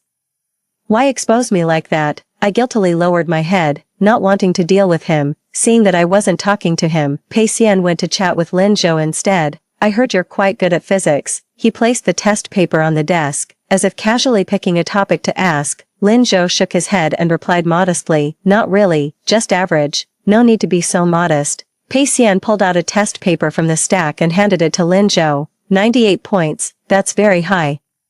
This is the test you took when transferring schools, right? I just went to the office to get the last quiz questions and brought this back for you. I leaned over to look. Aside from a few points deducted on the final problem, the rest were perfect scores. Pei Xian pointed at the deducted points and said, this is a question from the physics competition. Take some time to think it through carefully. In my previous life, Pei Xian had been receiving tutoring from an off-campus teacher to prepare for the physics competition. In the end, he won an award and even received bonus points for the college entrance exam. Seeing how attentively I was listening, he suddenly flicked my forehead. Jiang He, do you even understand this? I glared at Pei Xian angrily. Don't push your luck. Do you really think I won't improve? He smiled, and unexpectedly looked somewhat gentle. Why didn't you come to the library on the weekend? Didn't I say I'd explain the problems to you? This was the first time I'd heard him say something like that, but, I shook my head. I asked Lin Zhou about the ones I didn't know. He sits right behind me. Pei Xian's expression froze. He glanced at me, then at Lin Zhou, said nothing, and walked away coldly with the test papers in his arms. After taking 2 steps, he turned back and said indifferently, Jiang He, you must attend Shermang's victory party next Saturday, won't you? 9.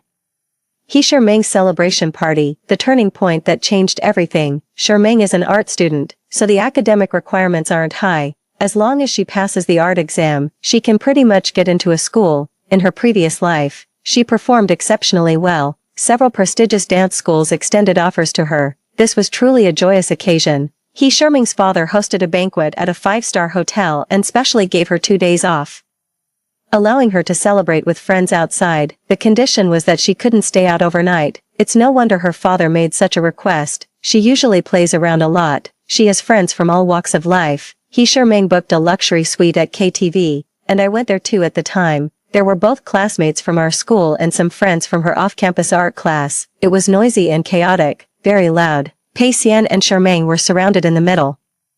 2 people were egged on to sing a duet. It was almost dawn when my mom video called me. He Sherming happened to be nearby and saw the caller ID. She said, "My mom mentioned she went shopping with your mom today and should still be playing mahjong at your place. My phone's already off. Don't answer the call. She'll definitely try to drag me back through you." Unfortunately, I'm a goody two-shoes. In the end, I still answered it. Sure enough, 2 people appeared on the other end, my mom and He Sherming's mom. He Sherming's mother shouted loudly, "It's so noisy over there, Sherming. Don't you see what time it is? Are you coming home or not? Tell me where you are. I'll have the Jiang family's driver pick you up." He Sherming glared and protested, "Mom, can't you stop bothering me? I just finished my exams. Let me have one night out. Am I going to lose an arm or a leg?" Both of them were stubborn as mules. After arguing for a long time, He Sherming's mother finally said, "If you don't come home tonight, don't even think about getting next month's allowance." He Sherming was the little rich girl at school, with 50,000 yuan in monthly allowance. This single sentence immediately shut Sherming up. Cursing under her breath, she hung up the phone, declaring her carefree evening officially over. Later, Pei Xian escorted us downstairs and waited with us in the lobby until Uncle Zhang arrived with the car. During this period, He Sherming didn't say a word to Pei Xian. She was a little angry. While talking to her mother on the phone, she kept signaling to Pei Xian, hoping he would come out and help her say a few words. Even just "Auntie, don't worry, I'll take care of Sherming tonight" would have been enough. He Sherming's mother really likes Pei Xian and even intends to matchmake the 2 of them.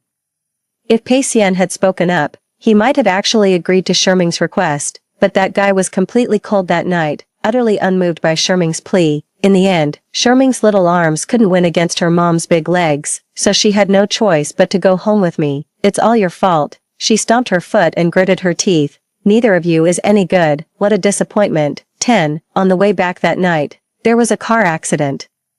The traffic police later concluded that our family's driver, Uncle Zhang, was driving under the influence and would bear full responsibility. He Sherming and I lay in the hospital for half a month. Her injuries were more severe than mine, with damaged leg ligaments that would prevent her from dancing for several years. He Sherming's mother wept heartbrokenly by the hospital bedside. She grabbed Uncle Zhang, swearing to make him pay with his life. Uncle Zhang later bore legal responsibility and paid compensation, but what good did it do? What the He family never lacks is money. This is a turning point. If that car accident hadn't happened, He Sherming would have stayed in the country, and the 3 of us would still get along like we did in high school. A few years later, Pei Xian might have ended up with Sherming. I might feel sad, perhaps, but after a good cry, I'd still sincerely wish them well, then set out to find my own path in life. But this car accident changed everything. He Sherming gave up dance academy and went abroad to study at an art school. Pei Xian and I went to the same city for college, and occasionally, we'd meet up. He knew I had a crush on him, but the thing he said most often was, "Jiang He, do you think you're being fair to Sherming?" Both of us were wrapped in guilt. He would fly across half of China to buy Macau almond cookies for Sherming and mail them overseas.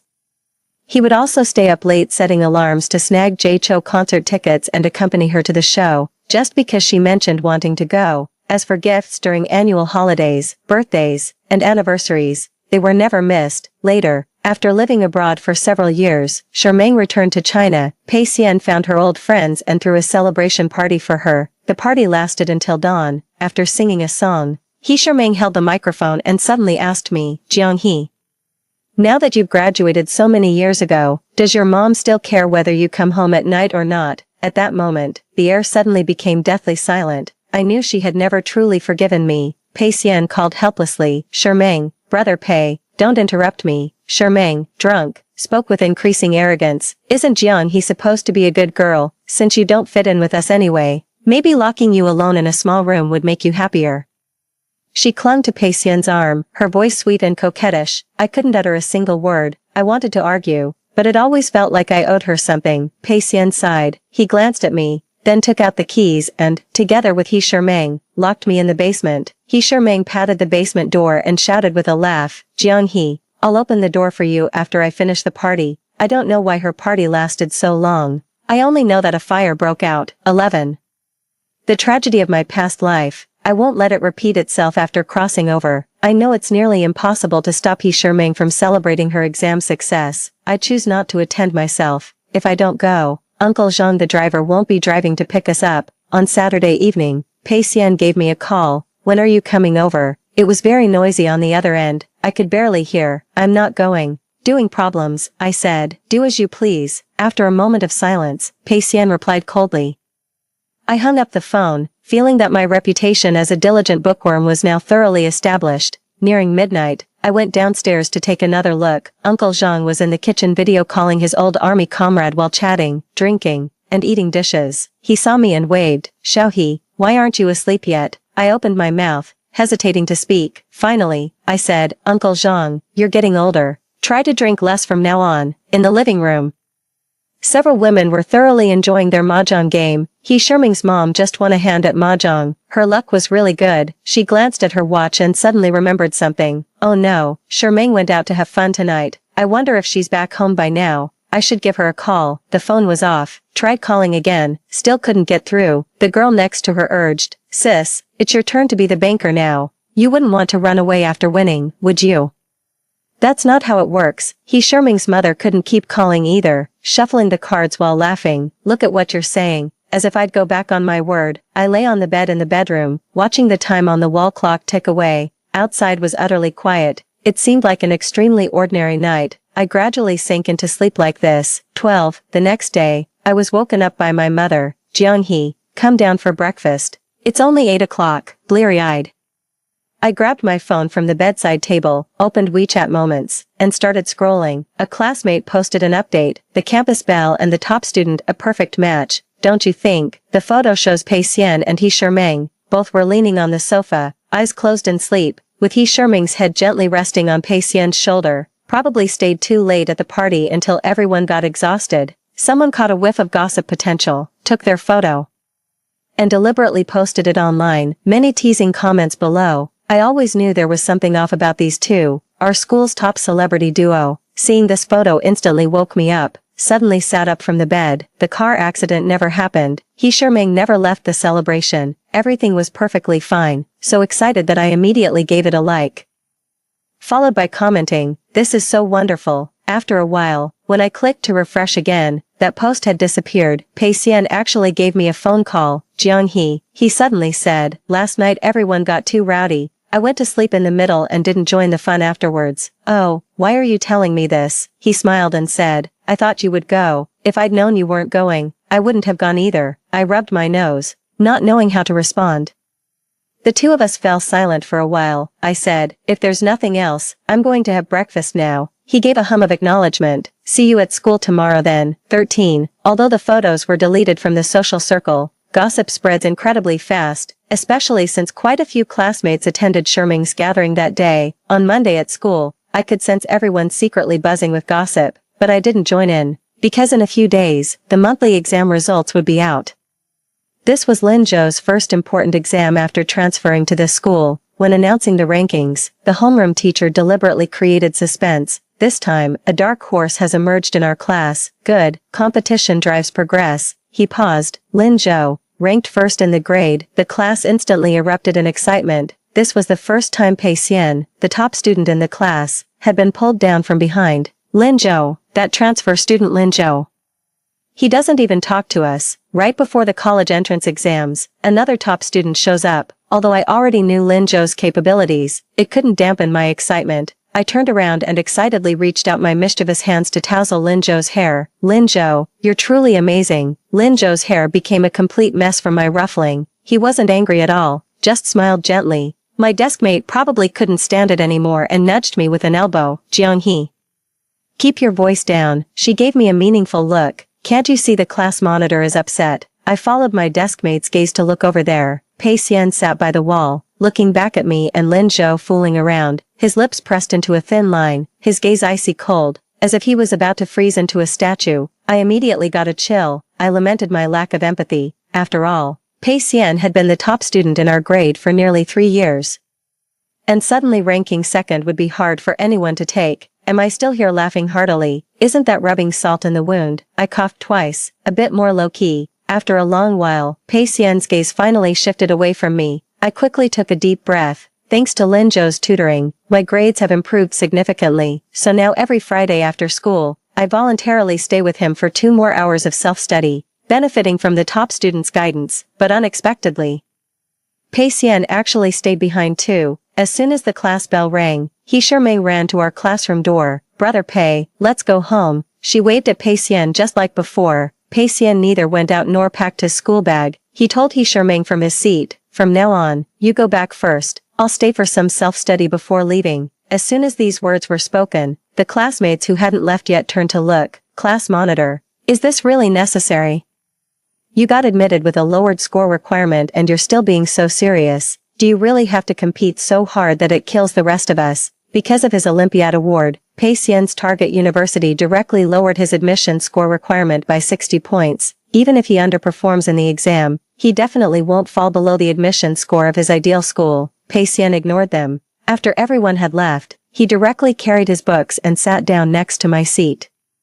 I was baffled. Pei Xian answered matter-of-factly. This spot is close to Lin Zhou, making it convenient for us to discuss problems.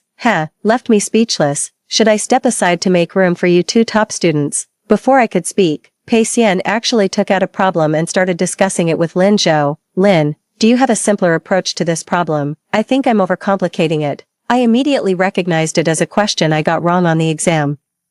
So I stopped trying to shoo Pei Xian away and quietly listened as the 2 academic giants exchanged insights. A small fry like me just reaped the benefits of their wisdom. 14. After a whole evening self-study session, I felt like all my brain cells were about to ascend to a higher plane. Pei Xian and Lin Zhou often had different approaches to solving problems, so when their ideas collided, it usually brought new inspiration. It was almost 8 o'clock when Pei Xian took out a book and tapped my head with it. Jianghe, time to go home. Only then did I snap out of my daze and come back to reality. Yeah, let's go. Ever since I told my mom that I'd be staying at school for a while after classes on Friday, she's had Uncle Zhang pick me up 2 hours later. Lin Zhou still insists on taking the bus back by himself and never lets me see him off. And this time Pei Xian joined us too. As the wealthy heir of a prominent family, his own household surprisingly didn't even send a car to pick him up. Pei Xian rubbed his nose and shamelessly looked at me. Have Uncle Jean drive me home. Remember how our families used to take turns sending cars to pick us 3 up after school? I gave him an eye roll. Class monitor Pei, can't you follow classmate Lin's example and take the bus home? Make your own contribution to energy conservation and emission reduction. Pei Xian dismissed my nonsense with disdain. How about I call your mom and tell her you abandoned me at the school gate late at night, leaving me to fend for myself? I'm really at my wit's end. The 2 of us sat in the back row. Uncle Jean drove quietly in front, and for a moment, I felt that even with Pei Xian, we had nothing to say to each other. The cityscape receded outside the car window. Suddenly, Pei Xian asked me, Jianghe, there are only a few months left until the college entrance exams. Have you decided where you want to go? That remark actually reminded me. It's time to start thinking about college applications. I want to go south. I want to see the ocean. But in my previous life, because Pei Xian chose a university in the north, I eagerly followed him there. Not that the city was bad, it just wasn't right for me. Pei Xian noticed I wasn't speaking and softly added, when you've made up your mind, tell me. He took a deep breath, as if steeling himself, and looked at me. I want to go study in the same city as you. I didn't react immediately. Haven't you already decided which university you're applying to? I countered. Top-tier universities, with lowered admission scores. More importantly, that school also has many of the Pei family's connections. Most of the Pei family's friends and relatives graduated from there. So there's really no reason for him to change his target school now. He shook his head. Without answering my question, he just repeated, Jianghe, we should be in the same city in the future. 15. I have no interest in being in the same city as Pei Xian. At night, I curled up under the blankets and sent Lin Zhou a WeChat message. Little Lin, have you decided which university you want to apply to? After sending it, I felt my question was pointless. With Lin Zhou's grades, which school couldn't he get into? Lin Zhou replied to me quickly, haven't decided yet. What about you? I want to go somewhere warm, humid, where I can see the ocean, I typed while imagining. What a coincidence, me too, this guy is clearly copying me. In my previous life, I worked hard in high school, but largely just to go to the same place as Pei Xian. This time, I want to work hard for myself. In the second semester of senior year, the atmosphere in class gradually became more serious.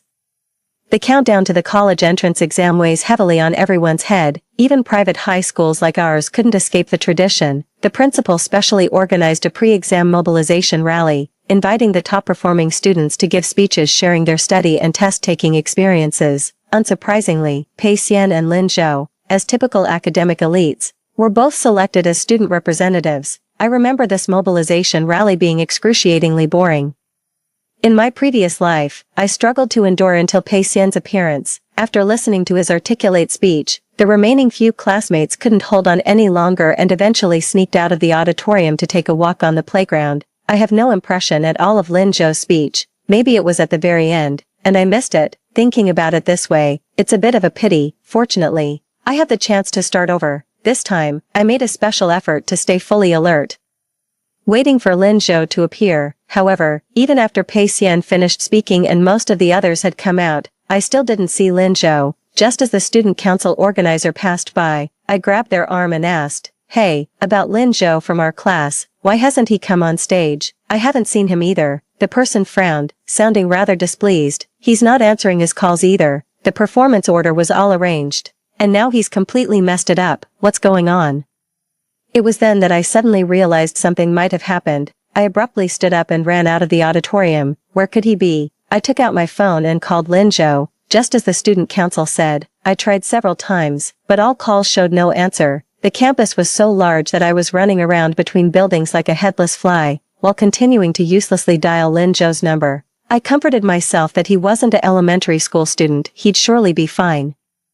As I ran to the playground, memories suddenly flooded back into my mind in an instant. I remembered, in my previous life, after listening to Pei Xian's speech, I secretly slipped out of the auditorium for a walk. When I reached the gymnasium area, I heard strange noises and commotion. Driven by curiosity, I walked to the window and saw several classmates surrounding a young boy, continuously punching and kicking him. They were hurling vulgar insults at him. At the time, I didn't know why, but my sense of justice surged. I pushed the door open directly. I pulled the boy away from those people. "If you bully others again, I'll report you to the teacher." I even left such a threatening remark. Looking back now, that person was none other than Lin Zhou. I took off running wildly. I sprinted all the way to the gymnasium and slammed the door open. The scene before me was exactly the same as in my previous life. Lin Zhou was surrounded in the middle, with a few troublemakers from our class standing by, including Fu Xing. "Your family just digs coal for a living. What's so great about being good at studying? You still want to give a speech on stage? Well, I won't let you. I can't stand pretentious top students like you.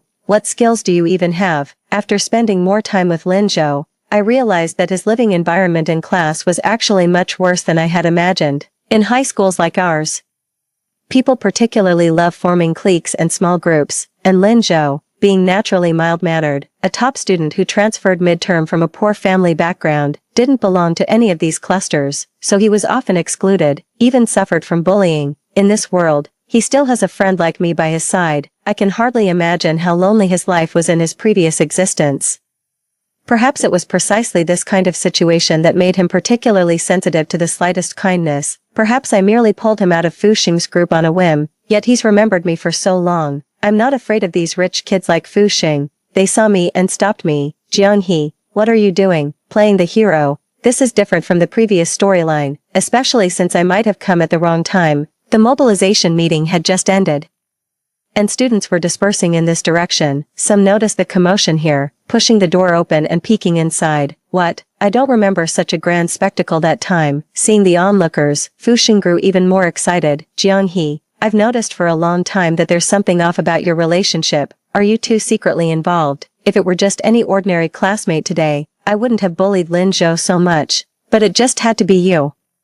Tell you what, if you admit you like him, I'll apologize properly. 16. Our school just loves watching drama unfold. The onlooking students let out a perfectly synchronized sound. "Who's that?" "It's Jianghe from class 4. And, the top student in our grade." Lin Zhou stood up. tugging at my hand, his face pale. Jiang-hee, he smiled. Forget it, don't put yourself in a difficult position, with so many classmates here. What can he possibly do to me? That's what he said, but I'm the kind of person who can't resist a challenge, so what if I like Lin Zhou? I stiffened my neck and said loudly, is having a crush illegal? Which school rule says we're not allowed to date? Being straightforward isn't actually that hard. Nobody probably expected me to admit it so readily. For a moment, no one spoke, not even the usual cheers from spectators. It was Fu Xing who first broke the silence with a stutter. Jiang-hee, what a heroine, what's going on here? Causing trouble in a group. At that moment, a sudden voice came from behind the crowd. The college entrance exams haven't even happened yet, and you all want disciplinary records. The crowd instinctively parted to make way. The person coming over looks somewhat familiar. I thought about it and realized it's probably the student council president. The president pointed at Fu Xing and his group of troublemakers, speaking sternly, you're about to graduate, yet you're still bullying fellow students. Have you read the school rules? Don't you know we strictly prohibit campus bullying? Prohibiting campus bullying is one of the most important rules in our school's code of conduct, although in reality, there are countless instances of privately ostracizing weaker classmates, but none have escalated to the school administration. This time, Fu Xing is about to be made an example of. The chairman pointed at them one by one. You, and you, all come with me to the dean's office. After taking attendance, he turned to the person behind him and said, Pei Xian, I'll go inform the teacher about the situation first. Are you coming? Only then did I realize that Pei Xian had come with the student council president. He had been standing in the shadows earlier, so I hadn't noticed him. Pei Xian shook his head and suddenly pointed at Lin Zhou. Let student Lin come too. After all, he's the person involved and can explain things clearly. 17. The chairman nodded and waved his hand, leading everyone away. Fu Xing cried out, help, I don't want to see the dean. That's not up to you. The chairman patted his head. Seeing the main characters leave, the onlookers knew the show was over and quickly dispersed. I originally planned to go with Lin Zhou and wait outside the office for him to come out, but after just following a few steps, someone suddenly grabbed my wrist. Pei Xian looked at me with a heavy gaze. Jiang-hee, come with me for a moment. Only then did I notice his face was as pale as a sheet, his lips trembling slightly as if suppressing some overwhelming emotion. What are you doing? I whispered. He grabbed me without giving me a chance to refuse, pushing me directly into a corner. Pei Xian was much taller than me, and standing so close, the sense of, Jiang-hee, he frowned, trying to steady his voice. I understand you wanted to help Lin Zhou today, but, you could have just called the teacher, or called me. You really didn't need to resort to this method. Oh, I see. He thought that when I said today that I liked Lin Zhou, it was just a temporary excuse for my helpful nature. I laughed. Pei Xian, you've got it wrong. I wasn't just being kind to help a classmate, I genuinely like Lin Zhou. Hearing me say this, Pei Xian seemed momentarily stunned, as if he couldn't process it. He stood there dumbfounded, not saying a word. After a long pause, his face twisted into an expression of pain, panic, and a touch of pitifulness. Suddenly, he pulled out a letter torn into several pieces from his pocket, carefully holding it between his fingers as he showed it to me. Jiang-hee, you're lying to me, right? What did I do wrong? There's no way you like Lin Zhou. If you liked him, how could you have written me a letter like this? This is the love letter I wrote to Pei Xian, but it's already been torn up by me and thrown into the trash can. I don't know why it ended up in Pei Xian's hands. I looked at him strangely. Pei Xian forced a somewhat bitter smile and admitted without hesitation, that's right. I fished it back out from the trash. I admit I wasn't sure how much I liked you back then. And I was afraid a relationship in senior year would affect my studies, but I truly never imagined, Jiang-hee, that you'd fall for someone else. Seeing that love letter, I actually felt a wave of relief. My secret crush on Pei Xian ending like this might not be such a bad thing after all. I snatched the letter from his hands, tore it into even smaller pieces, then opened the window behind me and casually tossed them outside, the shredded paper scattered with the wind. Never to be pieced back together. Pei Xian's expression changed as he hurried to the window, gripping the frame with both hands. Leaning halfway out the window, he gritted his teeth and said, Jiang-hee, you, Pei Xian, from the moment I threw away that love letter, you should have known I no longer liked you. From now on, don't come looking for me unless it's something important. Like you said, we all have college entrance exams to prepare for, don't we? 18. The next day. As soon as I entered the classroom, I could feel all my classmates looking at me. It was normal. Without blushing or panicking, I sat at my desk, opened my book, and started reading. But it's already morning self-study time. Why hasn't Lin Zhou arrived yet? I tapped my deskmate's hand and asked her, "Where's Lin Zhou?" My deskmate gave me a teasing look. "You still don't know, because of your outburst yesterday. Fu Shen got caught by the school as a typical bullying case.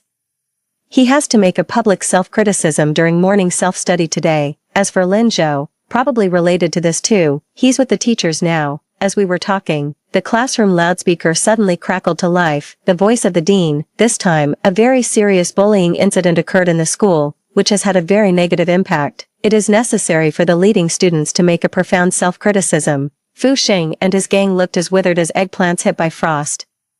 Completely devoid of their usual domineering air, they apologized one by one in muffled voices. The listening classmates in the room lowered their heads and chuckled. I couldn't hold back either and laughed out loud along with them. The dean asked Lin Zhou whether he accepted these people's apologies. Lin Zhou said softly, "Actually, I've never paid any attention to them. People who are completely out of your league. No matter how arrogant or lively they act, what does it matter?"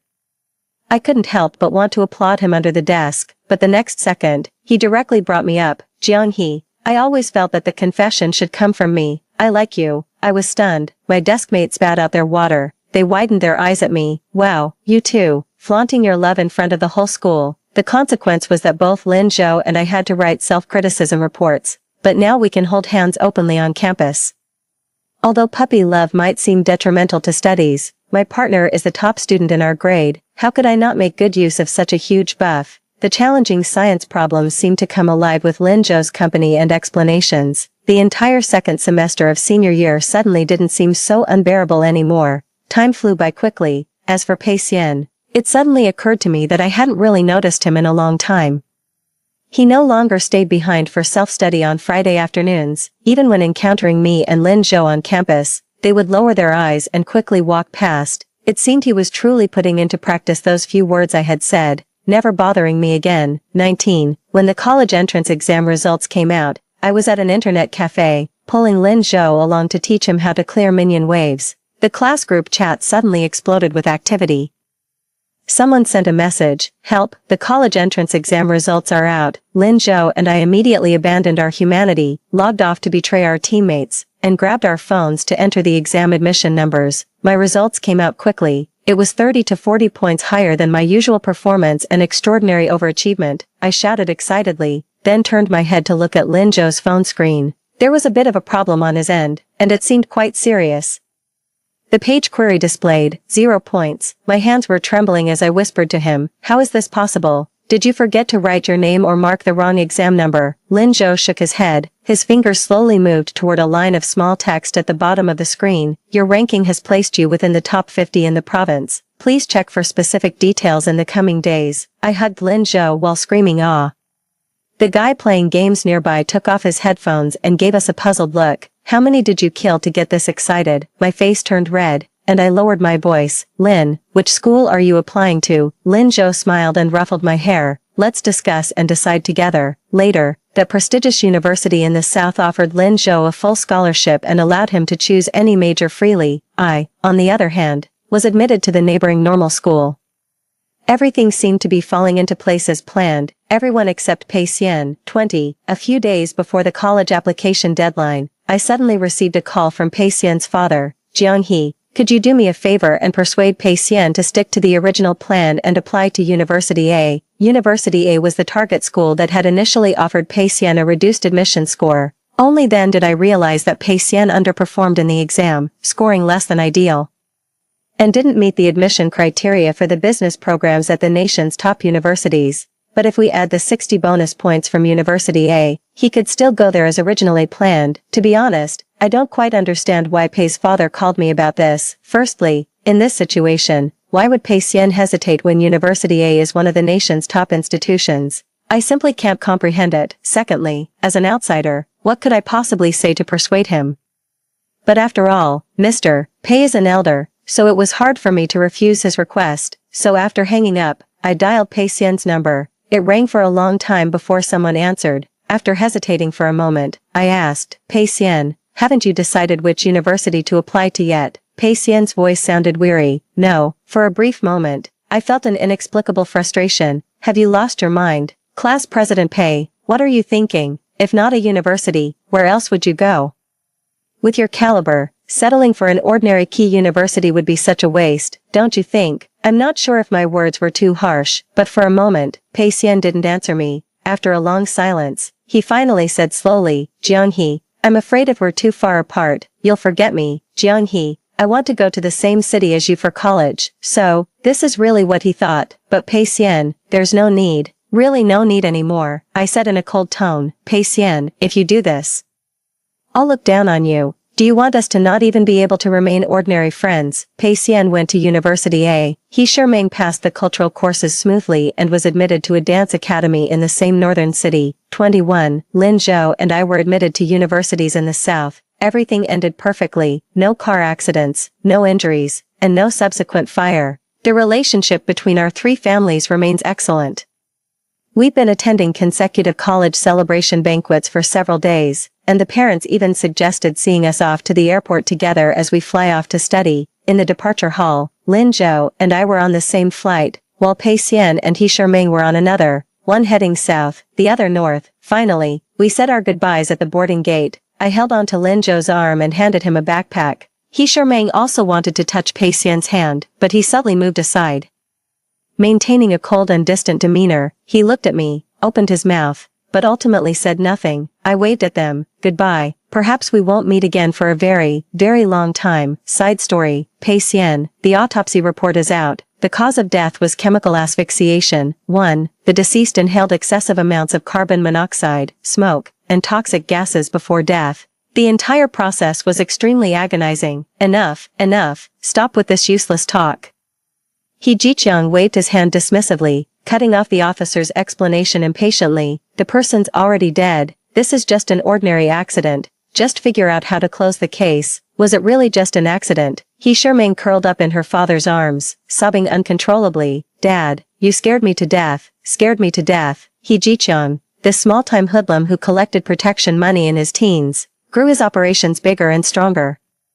Becoming a business boss with connections in both legal and illegal circles, completely unconcerned about such a trivial case, even though the deceased was his daughter's childhood best friend. Of course, I'm no saint either. I sat in the police station without saying a word. In fact, even if He Jiqiang hadn't come today, the police would have had a hard time convicting me and He Sherming. There were no surveillance cameras in that suburban villa of mine, so apart from me and He Sherming, no one else actually saw us locking Jianghe in the basement. You can even kill without punishment. Pei Xian, I looked at my hands and suddenly felt a wave of nauseating dizziness, as if those hands were stained with blood. Who is he? I asked, pointing at the person in the photo. 2. The two bodies retrieved by the rescue team were placed on the beach, even though the seawater had distorted their features beyond recognition. The man's arm still tightly held Jianghe in an embrace.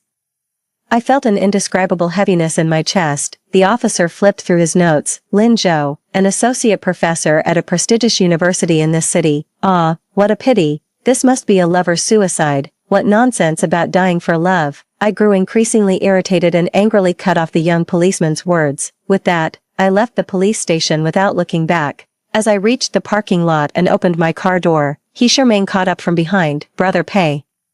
She tugged at my sleeve, her eyes still red. Can I stay at your place for a few days? I'm scared. I flung her away with one hand, found her behavior utterly repulsive. He Sherming, why didn't we think Jianghe would be scared when we locked her in the basement? He Sherming stood frozen in place after I pushed her away. I drove aimlessly through the city at night.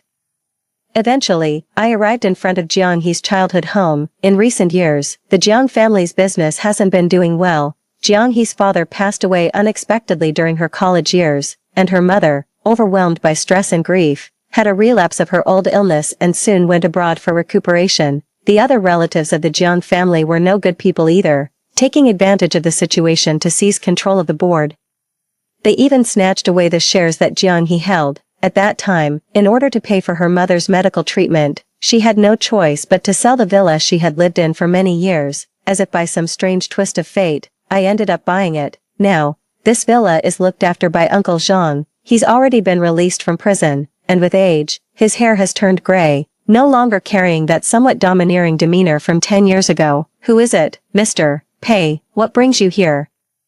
Uncle Zhang opened the door, showing a surprised expression upon seeing me. 3. I gave a soft unsure how to answer his question. Uncle Zhang took the coat from my hands, hung it on the wall, and followed behind me. Where's Xiaohe? Didn't she come back? I paused mid-step. Uncle Zhang, she's not coming back. This was the first time I'd stayed here since buying this villa. I went upstairs to the second floor and entered Jiang He's bedroom. In high school, Jiang He Shermang, and I were very close. During holidays and festivals, the three of us often visited each other's homes to hang out. Later, He Shermang went abroad. Jiang He and I went to university in the north. She doesn't come back here very often either. The bedroom looks almost exactly the same as it did in high school. Blue sheets and bedding, with Winnie the Pooh printed on the curtains, rows of books on the shelves. Apart from thick dictionaries and various workbooks, the majority are mystery detective novels.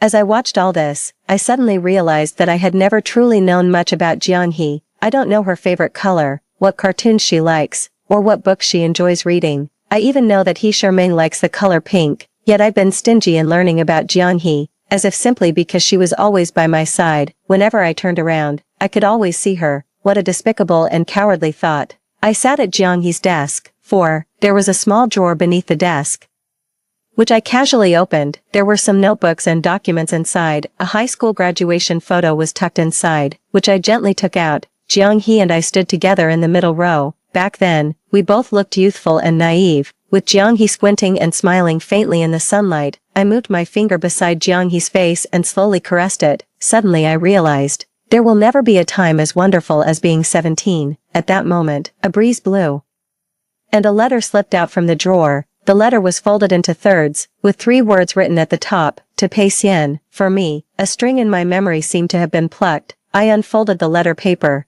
It's the love letter Jiang He gave me during her senior year of high school. Pei Xian, you don't know this, but actually, I've liked you for a long time. I know my grades are average, but I'll work hard to get into the same university as you. Next time I ask you for help with a problem, could you please not get annoyed with me? Do you, like me? Looking at these lines of words, I suddenly feel so sad. Back then, how did I answer her? I said, Jiang He, I don't want to be in a relationship right now. Senior year classes were intense. I didn't want distractions, but more importantly, I always felt that Jiang He would never, ever leave me, so I could take her for granted without cherishing her. The mere thought of it.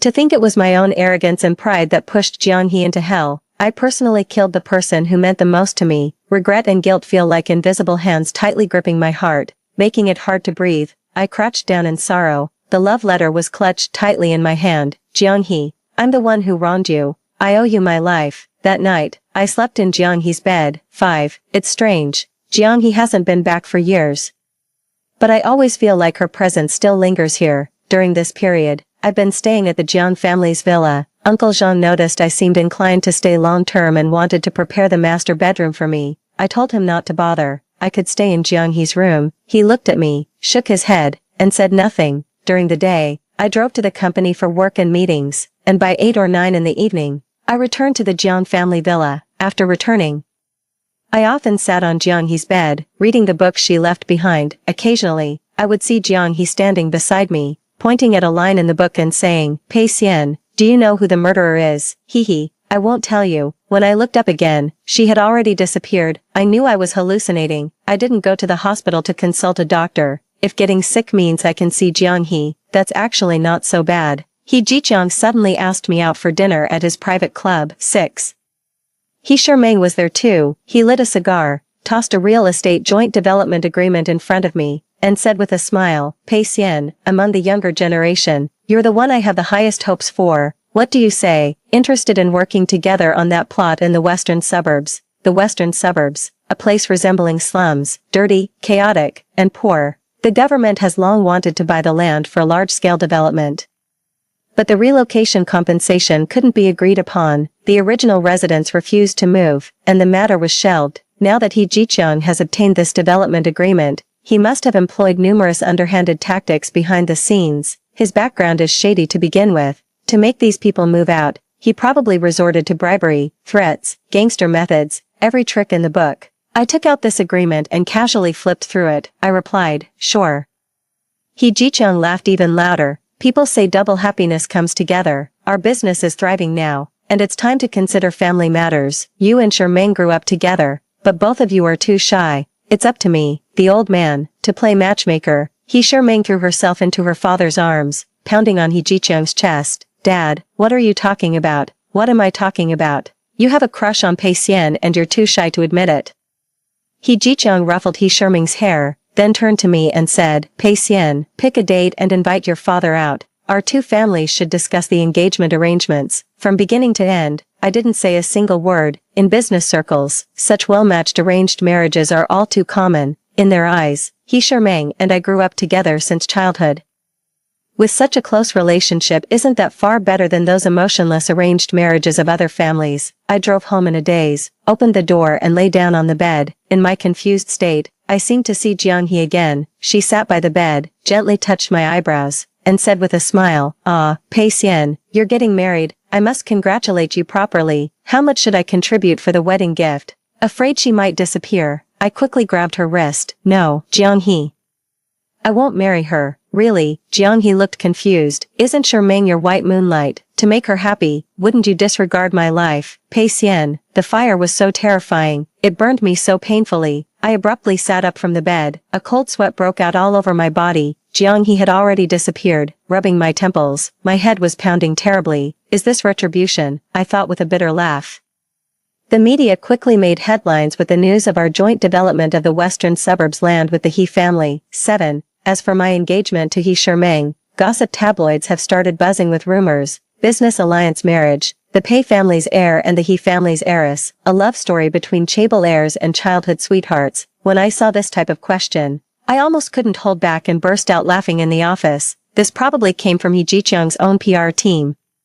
It's so damn annoying. He Shiming now frequently comes to the company to look for me. I want the assistant to use the excuse of having too much development project work and being unable to spare time, to stop her at the office door. She then threw a tantrum like a spoiled rich girl. I'm going to call my dad and have him send more people to help you, then you'll have time to go on a date with me. It was actually thanks to He Shiming's unreasonable pestering. He Jiqiang really transferred many of their company's key business talents and elites over. Some of them were even old confidants who had followed him for decades. They brought materials from the He's development project, several terabytes of hard drive files, and asked me which ones might be useful. Among these were tax evasion, bribery, forced demolitions, violence, all sorts of illegal methods. He Jiqiang now considers us to be in the same boat, so he's completely let his guard down. He always calls me son-in-law when we meet. I smiled and said, it's useful. Many things are useful. 2 months later, the Pei and He families jointly held a press conference about land development in a downtown office building. 8. Both He Jiqiang and I attended. According to He Jiqiang's vision, after announcing the development plan for the western suburbs land, he also wanted to take this opportunity to announce the news of my marriage to He Shiming, before going on stage.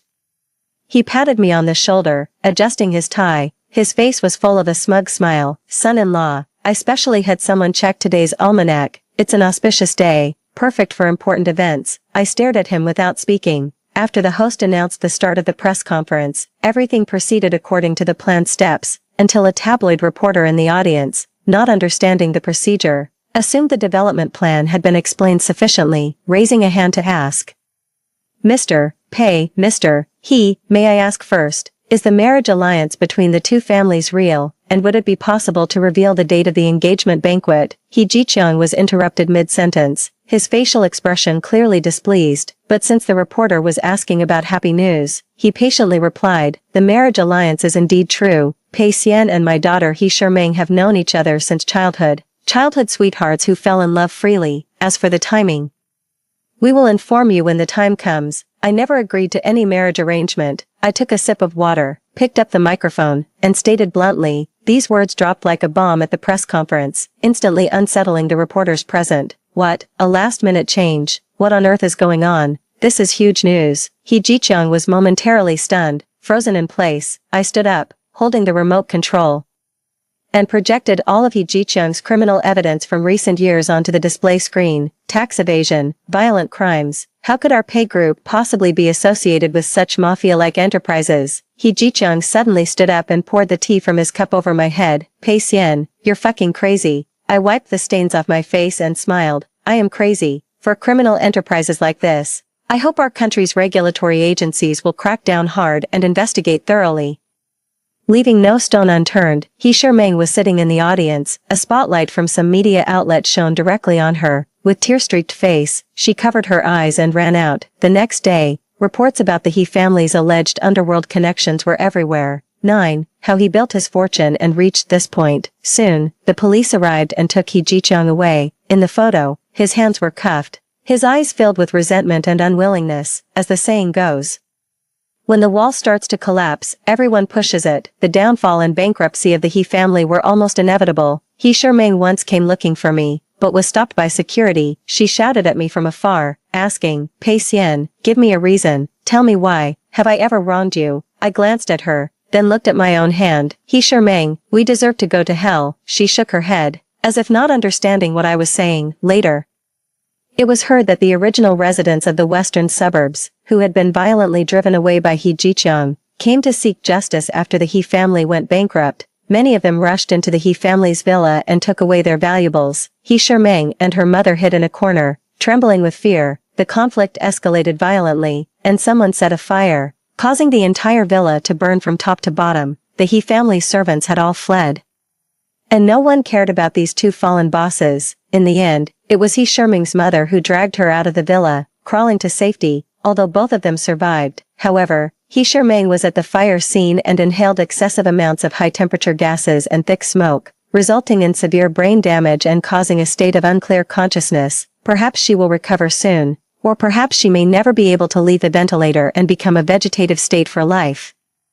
During the period when the He family declined, my father kept calling me, 10, Pei Xian, you've grown wings now, haven't you? I can't control you anymore. Do you realize what you're doing? Do you understand how many joint projects the He family has with ours, and the economic losses you've caused? Wasn't Shermang your childhood friend? How heartless can you be? I answered the first few calls, but got so annoyed later that I stopped paying attention. I often drive alone at night, aimlessly cruising on the highway. Sometimes, it feels like Jiang He is sitting in the passenger seat beside me. She's very well behaved, even fastening her seatbelt properly. Pei Xian, she softly calls my name. Didn't you like He Shermang? I don't like her. Oh, she drew out the syllable, suddenly glaring at me. Then who do you like? Don't tell me you like me. I smiled. Just about to answer her, Jiang He shook her head again. No, you couldn't possibly like me. If you liked me, how could you have abandoned me alone in a place like that? Yes, I remember again the raging fire in the basement. A maddening regret began to consume me, but I also knew he couldn't hear the cries of a ghost like me. I'm tight. Jiang He tilted her head to look at me. I exited the highway and drove toward that desolate beach in the pitch-black night. Along the way, we passed through silent fields and ancient villages. Jiang He gripped the seatbelt and gasped softly. This is the sea where you sank. I slammed on the accelerator, sending the car speeding deeper into the sea, then plunged into the blue abyss. I unbuckled my seatbelt and embraced the imaginary Jiang He, pressing her tightly into my body. I came to see you, hoping you could forgive me. Story 2. On the day Su Anran got married, my husband jumped off the 18th floor. When I opened his studio, it was filled with portraits of Su Anran. The strokes were scribbled and extreme, yet they carried a surging love. A friend said, Shen Qingqie has loved Anran for 10 years. She used to be his only light. When I opened my eyes again, I saw Shen Qingqie, who was blocked in the classroom by the school bully, and silently closed the door. Later, he knocked on my window in the rain, his voice hoarse and desperate. Ran. Don't you want me anymore? 1. Shen Qingqie, a professor of astrophysics, recently discovered a new asteroid. When he was being interviewed, he became a trending topic on the internet because of his cold and outstanding appearance. The focus of everyone's discussion shifted from the asteroid to his almost devilishly handsome face. When it was heard that the asteroid was named after the person he loved the most, netizens were instantly excited. While praising this fairy-like love, they all started to dig into who R.A.N. was. I held my phone, and it was even harder to suppress the corners of my mouth than an AK. At the end of the video, the reporter asked with a smile, Professor Shen, is there anything you want to say to your beloved R.A.N.? Shen Qingqie was taken aback, and his dark eyes, as black as the night, trembled slightly. Happy wedding. His tone was calm, but it was mixed with a barely noticeable despair on the verge of collapse. I froze instantly. What happy wedding? Yo. Wei Qing beside me bumped into me playfully. Ran, your Professor Shen looks cold and aloof, but I didn't expect him to be quite romantic. He even treats the wedding anniversary as a new wedding. Is that so? Looking at Shen Qingqie's affectionate eyes in the video, my cheeks instantly became hot. I have accompanied Shen Qingqie for 10 years. I helped him transform from a gloomy and listless teenager to the gentle and refined professor he is now. 10 years ago. He transferred to our school and became my deskmate. The young man had skin as white as jade and features as beautiful as a painting, but his gaze towards me was full of impatience, and now, he named an asteroid after me. When he mentions his beloved, his usually cold eyebrows and eyes are tinged with affection and tenderness. Today is our first wedding anniversary. I nestled on the sofa, touching my belly. I was going to tell him the news that I was pregnant the moment he came back. However, what I waited for was the news of Shin Qingqia's death. He jumped off the 18th floor. He tightly clutched a piece of paper in his hand. Death is just a return to the universe. Billions of years later, we will meet again in the sea of stars. 2. Accompanied by Wei Qing, I handled Shin Qingqia's funeral arrangements. He had made a will, stating that all his property should be donated after his death. I don't know why, but I was surprisingly calm these days, seeing Wei Qing with swollen eyes, gnashing her teeth at Shin Qingqia's portrait, yet still forcing herself to comfort me. I even felt like laughing a bit. After the funeral, I received a call from the lawyer. Mrs. Shen, Mr. Shen owns a villa under his name, which is not within the scope of the donation. You can come and deal with it when you have time. The villa was located in the suburbs of the southern part of the city. I pushed open the gate and was so shocked by what I saw that I couldn't say a word. The hall was filled with portraits. The strokes of the portraits were scribbled and extreme, as rough as if they were drafts casually drawn by a beginner. But the person in the portraits seemed vivid and lifelike because of the surging and intense love in them. It was Su Anren, the campus belle of our high school. In 10 years, I had never heard Shin Qingqia mention her name. I had no idea that his feelings for her were hidden so deeply. I stumbled forward a few steps and leaned against the table for support. On the table, several amber ornaments were neatly arranged. Inside them were sealed a fruit candy, a dried flower, and a piece of broken diamond nail art respectively. The amber was smooth and round, and it was obvious that it had been often played with in the hand. The things that Su Anren had casually thrown away were regarded as treasures by him. However, the wedding ring that I had personally chosen for him was lying in the dried paint box beside it. My heart ached in waves, and tears welled up in my eyes involuntarily. After sitting down, I opened the notebook on the table self-abusively. I witnessed Shin Qingqia's secret love that lasted for 10 years. On the first day of his transfer, he received a fruit candy and a friendly smile from the campus belle sitting in front of him. It was like a ray of sunshine shining into his dark heart. That was the first pure kindness received by the gloomy teenager who had been abused and bullied at home and at school. He fell for her from then on. He wanted to lock her up, possess her, and make her smile only at him, but he couldn't bear to drag such a bright and sunny girl into the darkness. R.A.N. was not Ran, my name, but Ran, Anren's name. It was the wedding gift he gave her. From the beginning to the end of the notebook, there were only a few mentions of me. The new deskmate meddles too much. It's really annoying. I got married. I'm a bit regretful, but I have to take responsibility for her. He didn't mention a single word about the breakfast I brought him for fear of his hypoglycemia. The school bullies I drove away for him, the time I held his hand and led him out of the fire made by his crazy father, and my company and comfort over the years.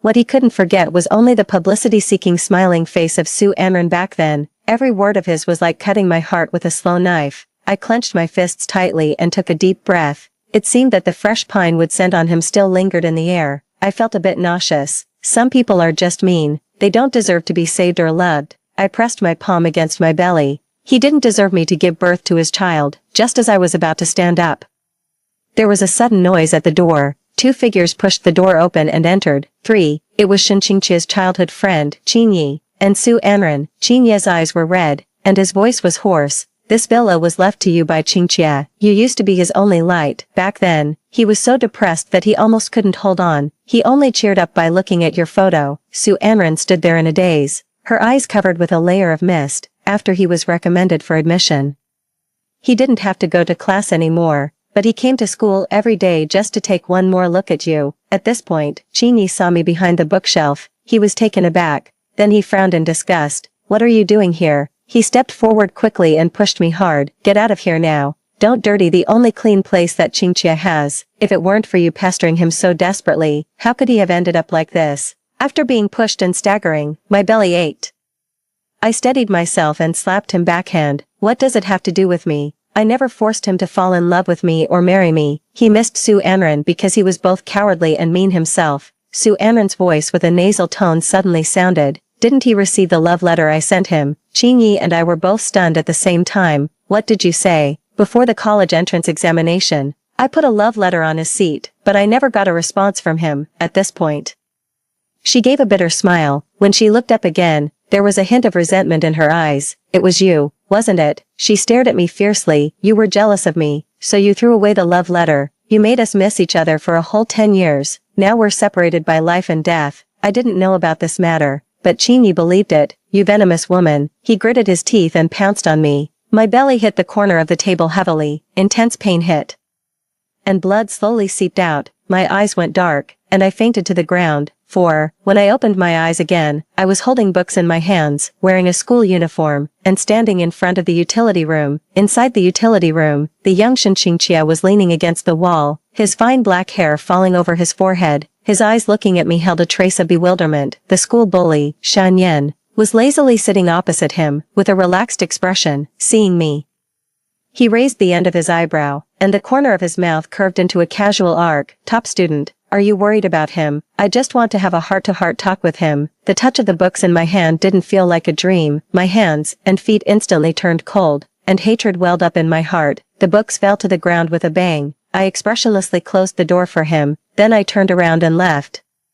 But there was a sudden sound of the door being pushed open violently behind me. Shinqingqia ran past me like a gust of wind, leaving only a hasty back view. Why are you running? I just asked him why he didn't sign up for the sports meet projects. Shan Yan mumbled as he picked up the books I dropped and casually handed them to me. You're welcome. I had a bad premonition and quickly quickened my pace to catch up. At the classroom door, Shinqingqia stared blankly at Su Anren, who was playing around with her deskmate in the classroom. The setting sun shone obliquely, casting a soft halo over his figure. His gaze was gentle and filled with disbelief, as if he had fallen into a dream that he didn't want to wake up from. My heart sank slowly. His behavior and demeanor were not like the gloomy teenager he used to be, but rather like the refined professor he would become 10 years later. Shinqingqia had also been reborn. What's wrong with you? Shan Yan, not understanding, patted him on the shoulder and squeezed into the classroom from beside him. Class is about to start. Don't block the way here. 5. I found my seat according to my memory. This was a self-study class. The classmates around me were all studying quietly. I casually opened an exercise book and stared blankly at the childish and neat handwriting on it. In this new life, I definitely can't follow the same old path as before. My mind gradually cleared, and my mood also calmed down little by little.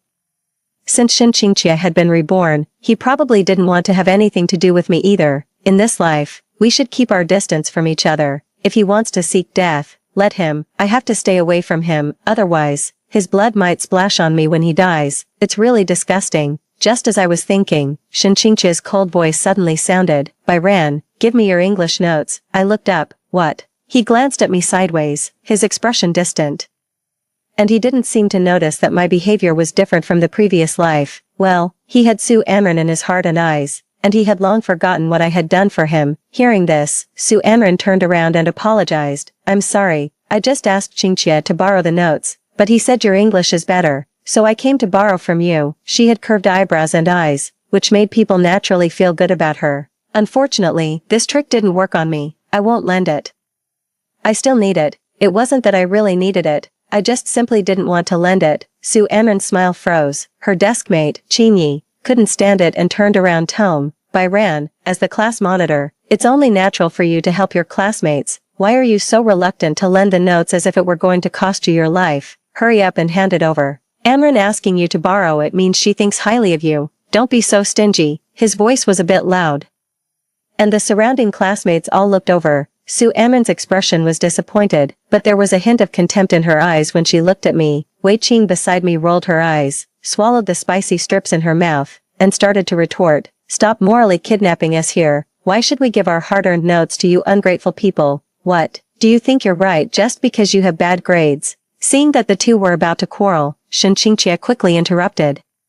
That's enough. Then he turned to look at me. His voice softened, and his tone was calm and serious. Byran, English is Anren's weak subject. Only when her English grades improve can she apply for a school in City A. I looked at him steadily, feeling a bit sad. He didn't continue the rest of the words, but I knew the university Shinqingqia attended in his previous life was in City A, and he hoped to attend the same university as Su Anren. In just over 10 minutes, he had already planned their future. I had never been treated so seriously by him. In the first month of our marriage, he went to teach in a city far away. He only came home once every few months and never took the initiative to call me.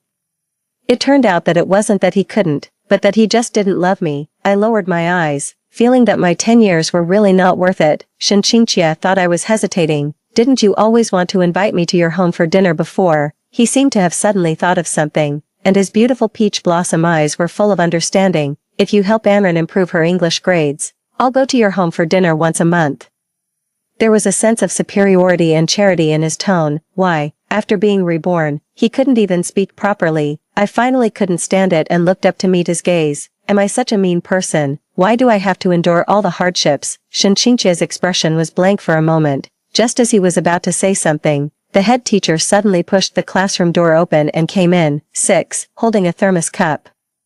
He announced the news that the registration for the T University's recommended admission school examination had started. In the previous life, Shinchinchia was recommended to T University through this exam, and I didn't participate. Shinchinchia and I raised our hands at the same time. He looked at me in surprise, as if he didn't understand why I had made a different choice from the previous life. Ran. Are you also going to sign up? Su Anran asked in confusion. Her voice was soft, as if she was laughing at my overestimating myself. The most important thing for a person is to have self-awareness. Your grades can get you into a good university with some effort, but compared with Qingxia, there's still a big gap. Participating will only waste your time, or do you just want to attract someone's attention? She glanced at Qingxia, who was listening attentively to her, and the meaning in her words was obvious. How could she be so sure that I couldn't do it?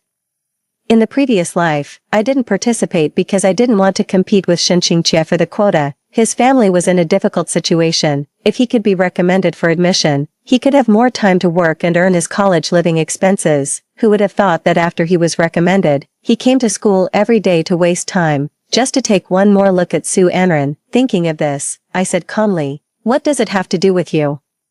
Is this something that a person at the bottom of the class like you should consider? Su Anran's eyes instantly turned red, seeing his beloved being bullied. Shinchinchia, who had been silent, suddenly spoke up, apologized to Anran quickly. She kindly advised you, don't be so ungrateful. Also, if you want to attract my attention, there's no need to use such a ridiculous method, playing with your future. Ran, don't be so naive. He was really out of his mind. I didn't bother to pay attention to him and raised my hand to signal the head teacher, who was watching the show. Teacher, I want to change my seat. There are dogs barking around, and it's affecting my study. Shinchinchia's face darkened, and he stared at me coldly. The head teacher was a bit puzzled, but he still agreed. After class, I moved to the seat beside Shan Yin. He had always occupied the last row to sleep, and no one dared to make noise in this area. It was very quiet, and I was quite satisfied. As I was tidying up my things, out of the corner of my eye, I saw Su Anran leaning slightly backward, with her long black hair scattered on Shinchinchia's desk. The young man lowered his eyes and looked at it quietly. After a while, his fingertips moved slightly, and he gently picked up a strand of her long hair. With restraint and piety, I rolled my eyes. On the first night of our marriage, he ran to sleep in the guest room, because my hair had fallen onto his pillow.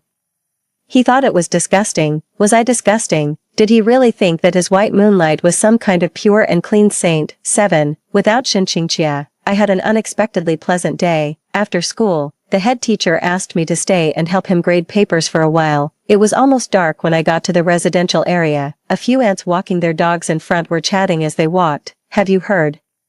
The crazy man in Building 3 just now was reported by his son and taken to a mental hospital because he beat his son too severely. I went to see it. It's really a sin. That child looks so well behaved. How could he bear to beat him? I stopped in my tracks. My family lived in Building 3, and that crazy man was exactly Shinchinchia's father. In the previous life, he often went crazy and beat Shinchinchia, leaving him bruised and battered all over. I always kept a small first aid kit under my desk to treat his wounds. It wasn't that I hadn't offered to call the police for him, but he thought I was meddling in his business. It seemed that in this life, he chose not to endure it anymore. Not far away, I saw Shinchinchia curled up on the bench. There was bright red blood oozing from his forehead, making his face look pallid and a bit sickly. The surrounding lights flickered on and off, and a cold wind blew his messy broken hair. I unexpectedly met a pair of bewildered and helpless eyes. I averted my gaze and was about to turn around and leave expressionlessly. Ran. He called out to stop me. Then, as if he suddenly realized something, his expression returned to its usual coldness. What are you doing here? What's wrong with this guy? I thought it was unlucky and quickly quickened my pace, but he suddenly sneered. A hoarse voice came from behind me. Don't think I don't know that you're here to be a savior. You always love to offer help in a superior manner when others are in a mess. Do you think I'll like you because of that? On the contrary, I hate your hypocritical appearance the most. 8. I was stunned. After realizing what he had said, I was so angry that I trembled all over. Was this how he saw me? My love and concern for him were regarded as superior charity and hypocrisy in his eyes. Was the person I had loved for the past 10 years such a stupid guy who couldn't tell right from wrong?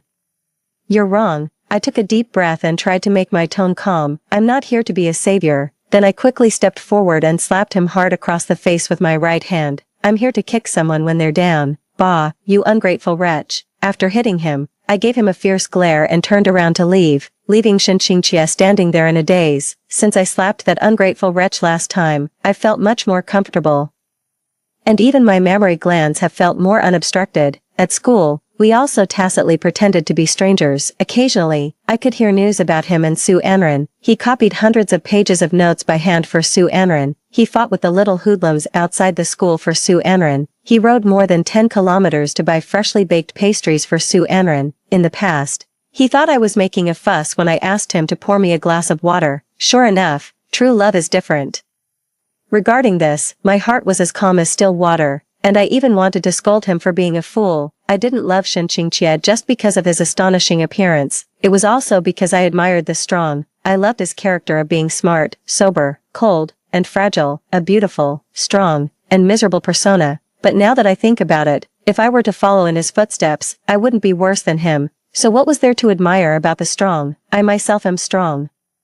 After leaving Xinxingjie, my life gradually got back on track. Wei Qing thought the atmosphere around Xinxingjie was too chaotic, so she also moved to the back row and pestered me to explain problems every day. After seeing the review materials I prepared for the T University's recommended admission school examination, Xian Yan didn't know what had gotten into him. He stopped sleeping and studied with Wei Qing and me.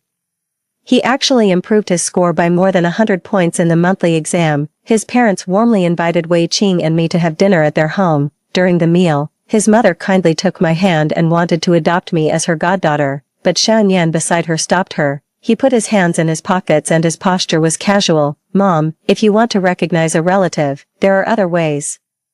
I pretended not to understand and lowered my head to play with the puppy jumping around under the dining table. The puppy was so cute that I couldn't help but feed it a piece of chicken breast. The dog was so excited that it did 2 backflips for me. Look, even the dog knows how to be grateful, but some people don't. 9. As the exam was approaching, I started to carry out my review plan in full swing. Xinxingjie gradually faded out of my sight.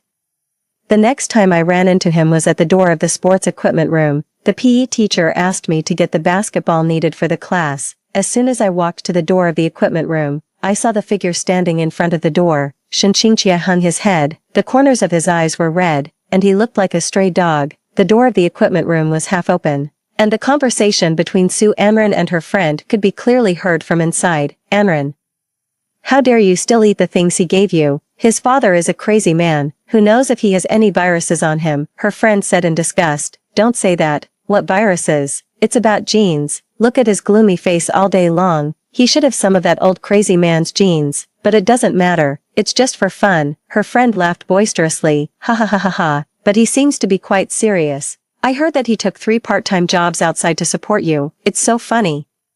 He's really such a suck-up. He's just a fool. He takes the bait with just a little flirting. Su Anren sneered. By the way, don't say such things in front of him. Pretend to be well-behaved. I haven't had enough fun with this little crazy dog yet. Xinxingjie's hand holding the cake trembled slightly. It must not feel good to see his white moonlight fall from the altar. Right, it's really, he deserves it. After hearing Su Anren's words, I also figured it out, with her character. In the previous life, she might not have written a love letter to Xinxingjie at all. What she said was just to slander me and provoke Qingyi. In this life, I don't want to get involved in their messy and dramatic plot anymore. I turned around and wanted to leave, but Xinxingjie grabbed my wrist tightly. Let go. I couldn't break free and was dragged outside by him. He pressed me against the corner like a madman. His cold eyes were now filled with hatred. Did you spread the news about my father? Byran, are you satisfied now? Do you like me so much that you don't hesitate to ruin my relationship with her? I was so angry that I kicked him away. After getting along with each other day and night for 10 years, even if there was no love, there should be basic trust, but fortunately, I had long since given up hope in him. I looked at him coldly. Xinqingqia, are you suffering from paranoia? Didn't you tell me about your father's matter yourself on the first day you transferred to our school? Like you, how can you be so thick-skinned? Su Anran is right, you really are a fool. 10. Unexpectedly, Xinqingqia didn't refute. As if some belief was collapsing inch by inch, he leaned against the wall and slowly slid down as if he had lost his strength, and finally slumped to the ground. I looked down at him, feeling an inexplicable sense of pleasure in my heart. I understood very well this feeling of watching my loved one fall apart right in front of me. After all, that was exactly how I felt when I pushed open the door of the villa. It's really a case of what goes around comes around. His messy hair fluttered in front of his eyebrows and eyes. Xinqingqia hung his head. His eyes were indifferent, his expression was numb, and he leaned against the wall without moving, like a broken piece of beautiful jade, lonely and desolate. I carefully observed his desperate expression. I even wished I could take a photo of it and take it out to laugh at when I was in a bad mood. Suddenly, the person in front of me let out a soft laugh. As he laughed, tears welled up in his eyes and streamed down his face. Ah, is he really crazy? I heard him murmur almost in a whisper. I was wrong. I shouldn't have. At that moment, I suddenly understood. Xinqingqia is a smart person. During this period of time, he might not have been unaware of Su Anran's abnormalities. It's just that in the 10 years of the previous life, he had poured too strong feelings into that illusory bubble. So, he had been deceiving himself all along. Now, the filter had been shattered in a cruel way. He couldn't believe it and didn't want to admit that he had sacrificed his own life for such a person. Therefore, he shifted the blame onto the innocent me. I looked at Xinqingqia with red eyes and sneered. Whether in the previous life or this life, he was still that coward. I didn't want to see his regretful and crazy appearance anymore, so I turned around and left without hesitation, leaving him crying and laughing behind. 11. I'm not as stupid as Xinqingqia. In this new life, I won't waste time on people who aren't worth it and make myself a mess. I had already persuaded my parents to invest in some future emerging industries. I also helped Wei Qing improve her grades by a large margin. Not being able to get into her dream school was a great regret for Wei Qing in the previous life.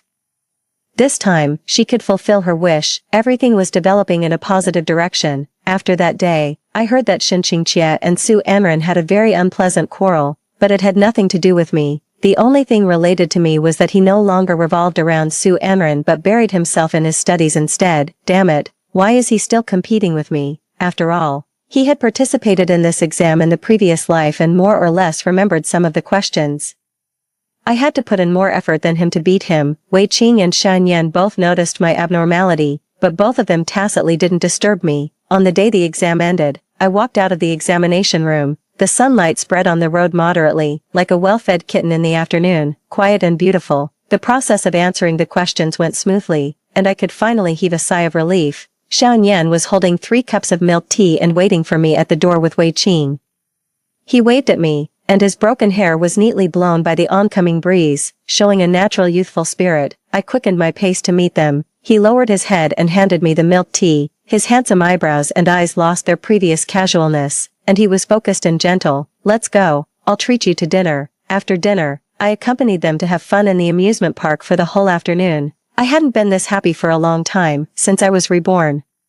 My spirit had been tense all the time. Today, I finally felt the long-lost relaxation, as if all my troubles had disappeared. A strange feeling seeped into my blood from my pores, awakening my lifeless cells. It seemed that I had come back to life. 12. In the following days, I became the most idle one. I was sent to buy meals for Wei Qing and Shan Yan every day. Early this morning, Wei Qing was shouting that she wanted to eat the beef noodles at the south gate of the school. So during the lunch break, I went to run errands for her without complaint. As soon as I walked out of the school gate, I passed by a familiar guy with yellow hair and heard him say, "Don't worry, baby, the guy who bullied you has been taught a good lesson by us." He led 3 or 5 lackeys and swaggered into a van. Then I remembered, this guy with yellow hair was Su Anran's gangster ex-boyfriend, and he had come to the school gate to pick up Su Anran before. I turned into the alley in confusion. But I saw Xinqingqia with blood all over his head beside the trash can. Oh, so it was him who was taught a lesson. Well done. The yellow hair gang has done a great deed. However, I'm a bit suspicious. Am I really jinxing him? Otherwise, why do I always show up on time and mock him whenever he's in a mess? I looked at Xinqingqia lying on the ground and raised my leg. preparing to step over him. But he reached out and grabbed my ankle tightly. Is he still alive? What a pity. His eyes were blurred. As if he couldn't tell the difference between dreams and reality. Ran. It's you who came to save me again. Let go. His fingers were cold and sticky, and I felt a bit disgusted, but he held on tightly, and I couldn't break free, so I bent down and pried his fingers open one by one. His eyelashes trembled slightly, and he stared at me steadily, with a disgusting look of nostalgia in his eyes. Ran. Have you had enough of playing hard to get? I'll give you a chance to save me, before I misjudged people. It's only now that I understand that only you are truly sincere to me. Stop messing around. Let's make up, okay? I paused in my movements. Didn't he realize that I had also been reborn? I had never deliberately hidden this. It's just that he self-righteously believed that I was still the same Ran who would accompany him for 10 years without leaving his side. All my abnormalities were just playing hard to get with him, trying to attract his attention. He's really confident. I lost my patience. Without hesitation, I stood up and stepped on the hand that he was holding my ankle with. He let out a cry of pain, and cold sweat broke out on his forehead. If you don't speak properly, don't blame me for not acting like a decent person. I slowly ground his well-defined fingers and said indifferently, Xinqingqia, after being reborn, why haven't you made any progress at all? His pupils suddenly constricted, and his face became even paler. Ran, wait a moment, you also. I didn't want to listen anymore. I released my foot and turned around to leave. 13. In the evening, I helped the head teacher grade homework as usual. It was raining when I got home, the raindrops were fine and dense, and there was a fishy and damp smell in the air that lingered, making me feel a bit fidgety. I was about to enter the corridor when I suddenly saw a figure standing in front of my window. My family lived on the first floor. That person didn't have an umbrella and just stood there, looking in the direction of my home without moving. I summoned up my courage and walked closer to take a look. It was Xinqingqia. Damn it. Through the rain curtain, I saw the deep sadness in his eyes that couldn't be dissolved. When he saw me coming back, he instinctively wanted to get closer, but he was hurt by my disgusted attitude and stood there in a daze. Ran, I'm sorry. The raindrops fell on him one by one, as if they were going to bend his pride, after such a long time. I finally waited for an apology, but I didn't care anymore. I gripped the handle of my umbrella tightly. Got it. Now get lost. He didn't move. He just stood there quietly. His eyes were very red. When I stood on the rooftop, I felt completely hopeless, thinking I had lost my one true love forever. But after I jumped, the only thing left in my mind was you. You were still at home waiting for me to have dinner. Su Anran was just an obsession from my youth. Ran, the person I truly love is you.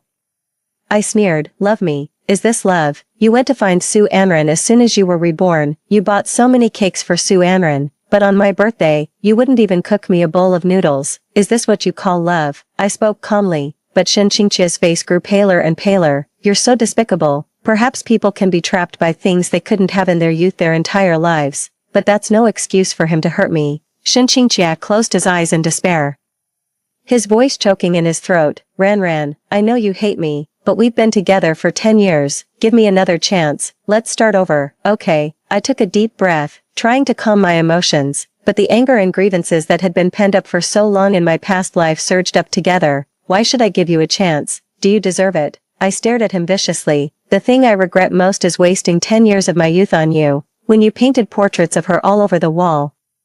Did you ever consider how I felt, when you made a will to donate all your property and when you jumped off the building for your white moonlight? Did you ever think about what would happen to me and our child? Xinqingqia's head hung lower and lower, but when he heard the last sentence, he suddenly looked up at me. Child? Do we have a child? Is it a boy or a girl? How old is the baby? He took a step forward, looking flustered yet overjoyed, like a man who had just learned he was going to be a father. A moment later, he seemed to realize something, and the smile on his lips froze. I don't know, I said indifferently, my words brutally cold. I was only 1 month pregnant when I was killed by your white moonlight and your good friend. In fact, I wasn't sure if I had really died. I just said it to hurt him. Xinqingqia finally couldn't hold on anymore. He crouched down, covering his face with both hands, and let out suppressed sobs. I stepped past him and entered the house, looking at Xinqingqia, who was crying his heart out outside the window. I felt a sense of satisfaction. Good. I shouldn't be the only one suffering. 14. Xinqingqia took a leave of absence from school, and I was successfully recommended for admission. It was truly a double celebration. After the news of my recommendation came out, Wei Qing wanted to go and show off to Xinqingqia, but she couldn't find him anywhere. With all her pent-up energy, she threw herself into her studies, and her grades skyrocketed. 100 days of hard work turned her dream school into a safety net option. After being recommended, I rarely went to school. I only occasionally sent study materials to Wei Qing and Shan Yan. Shan Yan said he wanted to go to T University with me and have a campus romance, but getting into T University isn't that easy. Even so, I was touched to see someone working hard to catch up with me, so I gave him a full set of the 5-3 review materials. Shan Yan gritted his teeth. I ran. Without looking up, I threw out 10 sets of mock exam papers. What's wrong?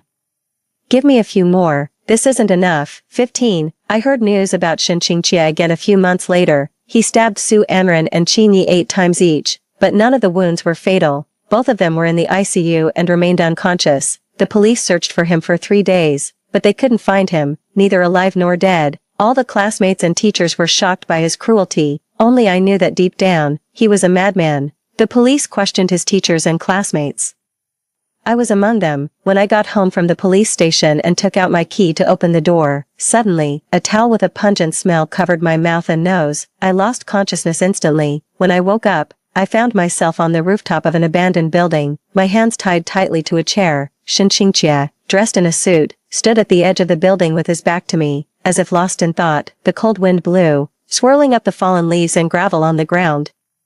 Despair welled up inside me. Sensing the movement behind him, Shen Qingqie turned around and calmly lit the candles on the table. Only then did I notice that the table was filled with my favorite dishes. Shen Qingqie sat beside me. Half of his delicate face was illuminated a scarlet by the candlelight, while the other half was hidden in the darkness. What on earth was he up to? What do you want? I stared at him coldly. The corners of his lips curled into a gentle smile, and there was a hint of madness hidden in his calm eyes. Ran, have you forgotten? I still owe you a wedding anniversary celebration. What a ridiculous anniversary. He's completely crazy. I looked at him steadily. Let me go home. You won't be able to hide with me for long. As if he didn't hear me, he served me a bowl of soup. This is our first anniversary celebration. I made your favorite pork rib soup. Have a taste. I couldn't stand it anymore and interrupted him impatiently.